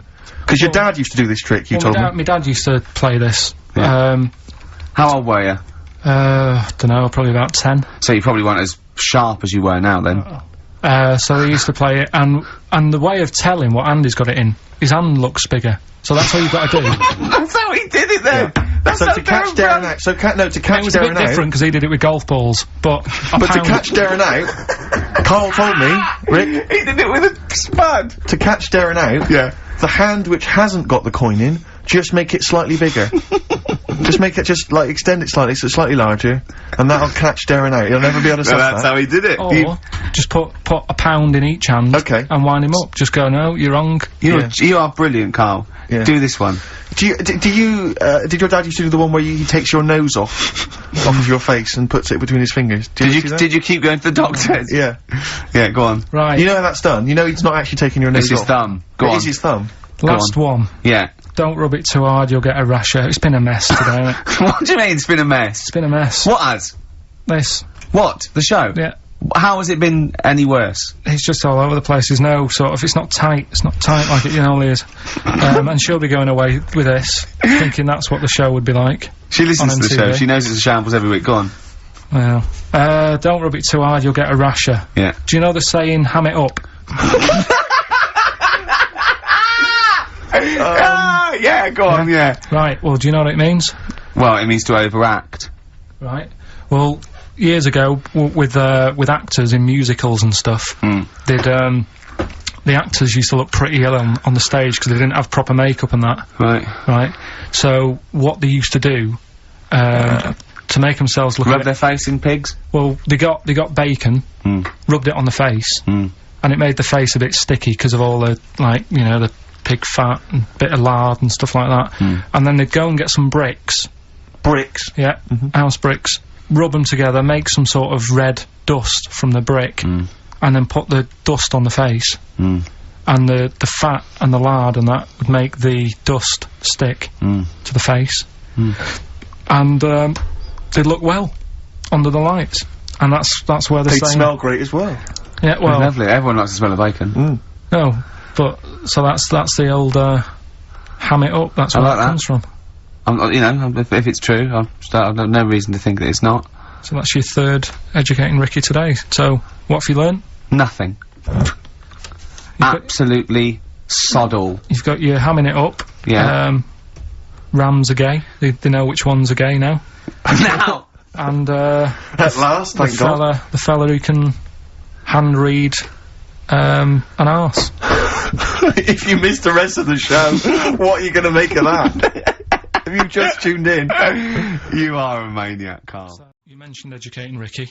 We've only got, do you know we normally have like 3 installments? Yeah. We've only got 2 today. Why? What Why? happened? Just, Well, you clearly weren't busy Christmas shopping, so what's the excuse? Yeah. well, like I say every week, it's a bit of a struggle finding stuff that I can teach you. I bet you were gutted you missed that programme, weren't you? Well, I'm interested in stuff like that, because I like learning, which gets us on to Educating Ricky. Oh, excellent. Slick. We've Go had a good year of stuff, teaching We me have, stuff. Yeah, I've learned a lot. Can you remember any of the Of course I highlights? can. There was a deaf girl and she hit her head and she could hear. Yeah. There was also some people who ate tomatoes thought they were poisonous on lead. There was also a doctor who gave a blood transfusion with some parrots from the pet store. Yeah. Because the doctor in America, and it was the olden days when the lines were bad, said give him his parents' blood, and the doctor this side thought said give him some parrot's blood. So that was true, and that educated me. That was fact. What have you got for us? Well, we've only got 2, because I've taught you about jellyfish today, that we need them, so we've only got two things to go at, and I give them a little headline so you remember them, to make them snappy. The 2 headlines you've got, oh, what a catastrophe. Okay. And the second one is, well, you'd think it'd be Bughead, wouldn't you? What? Well, you'd think it'd be Bughead, wouldn't you? You'd think it beat No, you'd think it'd be... Yeah. You'd think it'd be Buggered, wouldn't you? Bughead. Bughead. This can't be. If this is anything with a bug living without a head, I'm not interested. Because we've done it. All you've done is find. Let's just do, oh, what a catastrophe. So it is that. Is right, do that give one us the first. Bughead one. Which one? Which one are we doing? No, do the bughead one. Right, well, the Bughead one. Well, we've talked a lot about animals and that, haven't we, without heads. Surprisingly, we have. I think a disproportionate amount on it. If you're a new listener, and this is the first time you listened, you'd be surprised. Yeah, we've done all that. We've covered worms. The way if you cut their head off, it grows back. If you don't cut too high above its neck. We've covered The chicken. the fella who blinked. Yeah. I can't go into it again. Right. Let's not go into it again. We've had the chicken with no head that lived for 8 months. Yeah. And we've had And we've had the cockroaches. cockroaches living for a week without an head. Right, okay. Well, it's a bit more on the cockroach front, really. Right. They've found, right, that if you get a cockroach Yeah. and you cut its head off, Yeah. right, Yep. and then you find a cockroach that's still got its head, but it hasn't got any legs, Right. right, it's not over for both of them, right? Because what you Confused. can do, you get the one that's got the legs Right. with no head, Yeah. sort of running around, get the one with the head, Uh-huh. sit it on top of it, Right. get a little tube Okay. so that the fluids... So is this auntie's go out of the Let him room? finish. This is like Blue Peter. Let him You could get this for Christmas. Right, you get Yeah. a little tube, you sit that on top so the bodily fluids are still running between the two. Right. The head of the one on the top will control the feet of the one on the bottom. Okay. What about Good. And, will it continue to live?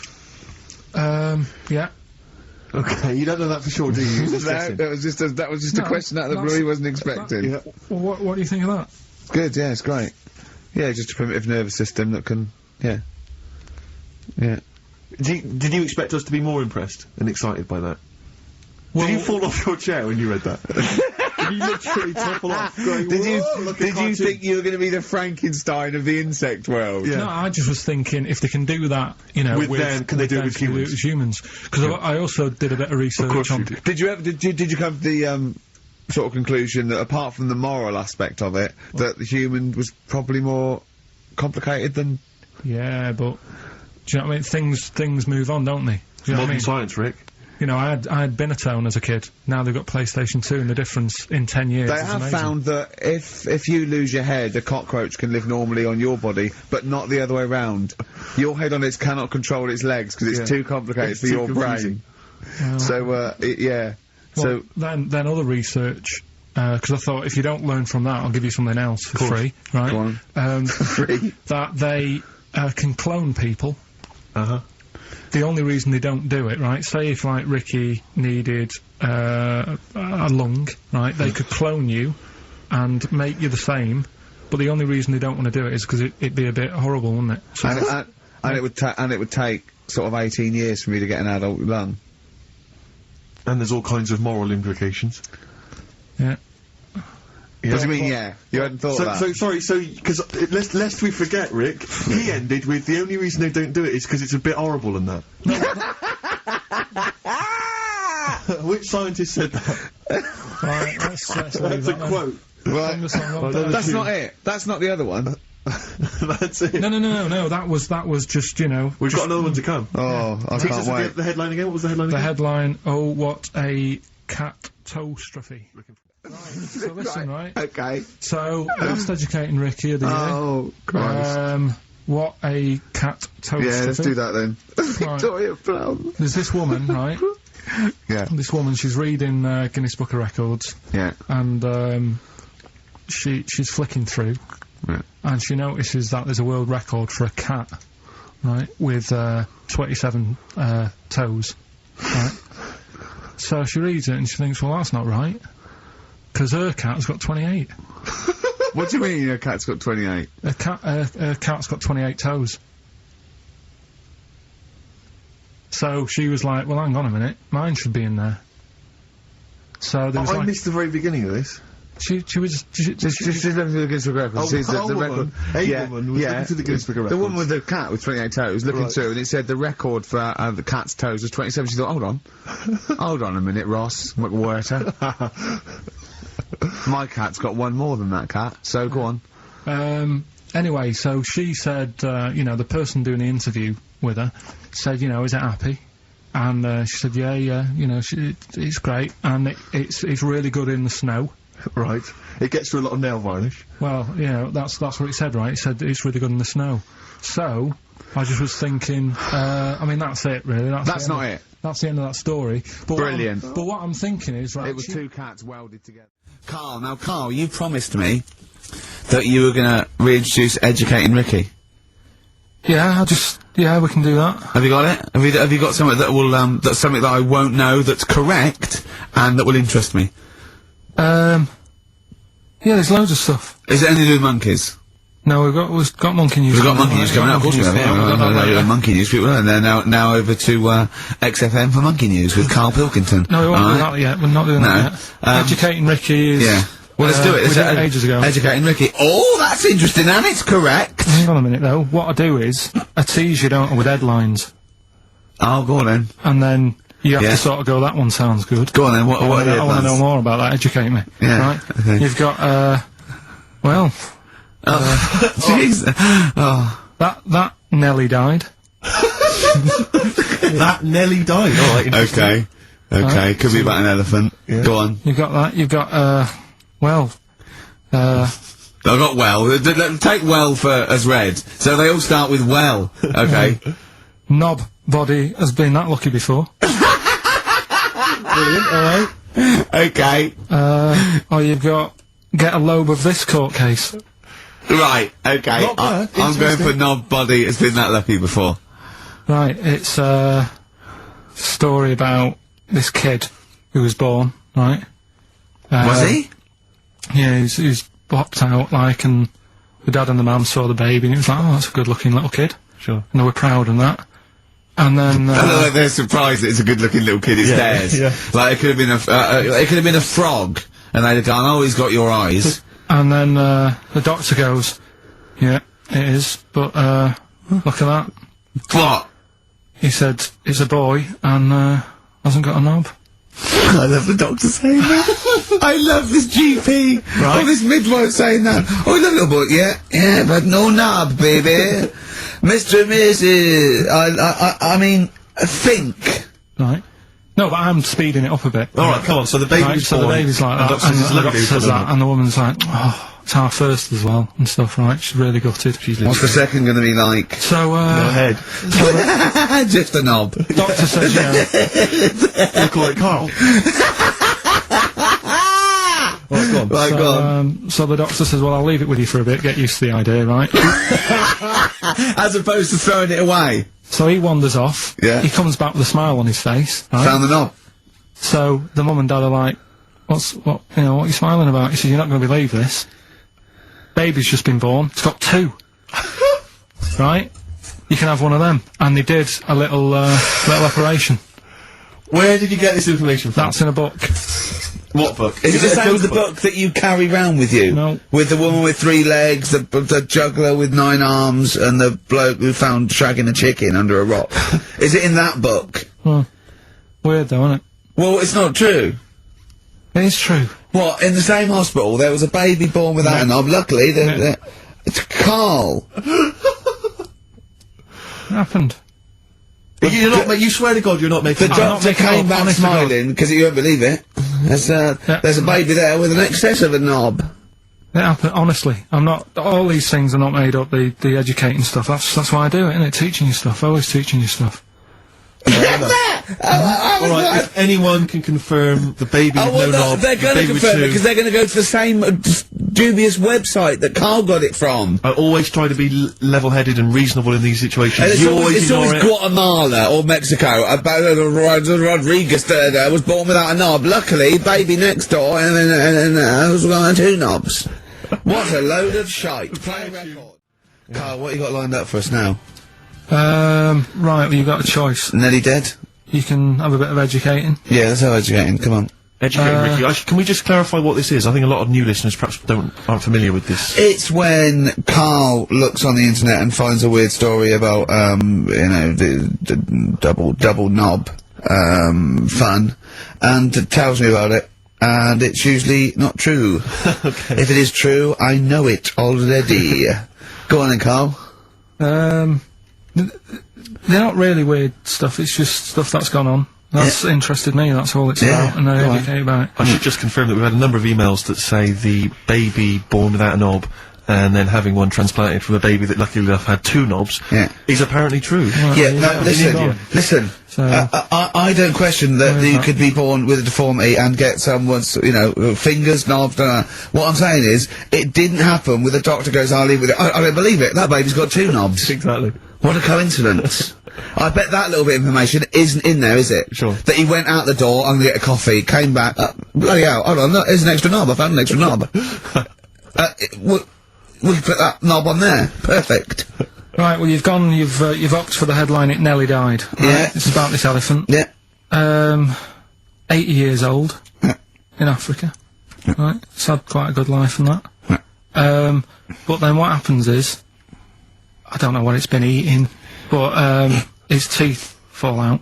Yeah, that's what most elephants die of that, because they grind them down, the teeth, until they can't chew anymore, and most elephants of dying of old age with an elephant is the fact that you haven't got teeth anymore.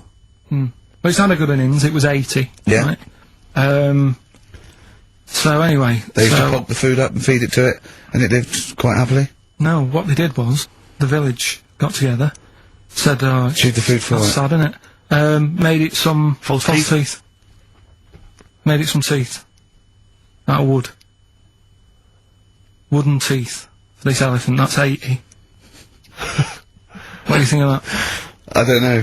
I don't know if it's true, I mean... No, it is, forget that, you've been proved wrong once, it is true. What do you think about that? Carl, it's like saying, yeah, my Auntie Nora saw a ghost, what do you think about that? There's no comment. I can't comment on it. Would you have gone to the trouble, is what I'm saying?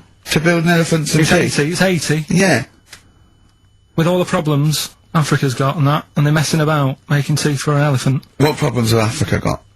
Well, there's not enough food to go around, so if an elephant's dead, that's a bit more food left. Do you know what I mean? Why? Yeah, but you're assuming this is in the middle of a village where there was famine and starvation. It might have been South Africa, Kenya. You don't know. It's not all Ethiopia. If it was a busy city, people in the village wouldn't have time to be messing about with making teeth and that, would they? It was a little village. Little village. Yeah. And a local elephant. The local elephant, like a local post office. I'll meet you by the elephant. No, to be fair, Rick, I think I saw Bob Geldof on TV saying, please, people, stop making elephants' teeth. They are eating all the food, we're sending it over there. F the number, where's the teeth? I don't know, it's possible. Send us the I mean, teeth. it's possible they've made this elephant some dentures. It is possible. Wouldn't it have been easier to just... Pulp it. Exactly. I'd have Mash thought- it up, serve it some soup or whatever. Yeah, I mean, if you're making its teeth, you know, it's really, so I'd have thought it's a, you know, I wouldn't have thought it would work for very long, and I wouldn't have thought the elephant, would understand that it was teeth, so, I wouldn't have been able to thought that the villagers could do it. I mean, top veterinary surgeons could have done some, but I think they made it in all goodwill, but I don't want to thought it worked, so they probably ended up dying or pulping it like I suggested. But, you know, thanks very much, play a record. Right, okay, you got the final educating Ricky, Carl? Get a load of this court case. Yeah. What happened was, right, Allegedly. fella's in court for something that he shouldn't have done, right? Yeah. You got all the detail then at your fingertips? And the jury says, he's guilty, right? And the judge went, what, he's not guilty, off you go then, right? He misheard it. They couldn't do anything about it, because once the judge has sort of said, you're not guilty, off you go, you can go home. And the jury were like, what are you doing? They said he's guilty. And he was like... What do you think of the Thorns album? I'm quite a big fan, Rick. Yeah, I like that sort of alt country sound. I think I it's, know. That compilation you made me, that was that sort of thing. really good. The Jayhawks, thanks for that, by the way. There was the hanging one, wasn't there? There was the hanging one that happened. Are you still there? What bands have you been checking out recently? Any new things? Just exploring all kinds of stuff. Obviously, you know, I like dipping back into the old stuff. I'll tell you I've been appreciating a lot recently, Rick. Billy Bragg. Oh, brilliant, yeah. Great guy. Isn't he playing He's playing in March, yeah, you might want to try and You heard check about that out. the hanging one when What's this the now? fellow was... Sorry, mate, go on. When the fellow was hung. Well hung? He was hung, and, Ung? Sorry, what's ung? He was hung by rope. So, isn't that... No, I think it wasn't he, a Chinese emperor? And wasn't he ung? Yeah. He was ung. Some fella who'd done something, they hung him. It's not a word anymore, he was ung. Well, don't be doing that again, because you said squoze wasn't a word, and then I shown you a menu today that someone sent, and it said fresh orange. Yeah. Squoze. In inverted commas, and next to it was the word colour spelt C-O-L-O-R. So, presumably either the American menu, right, in which case there's loads of American words that we don't use, or it's just a badly typed piece of work. Anyway, there was a bloke that was He was ung and that, but he didn't die. Ung on that, he was definitely a Chinese. Ung on that, yeah. I remember him now, yeah. He didn't die, and they said, oh, just hang on a minute whilst we change the rope and that, and he stood there waiting, changed the rope. They, tried to, you know, do it again, and, didn't work. It didn't work, right. So, they got another rope, right? Didn't work. And then they had to let him go, because it's like there's a well-known saying or something from this thing. Yeah. Have you seen, do you like, Oh My Car's On by, Tim Burton's new single? I don't know that I'm Oh, it's brilliant.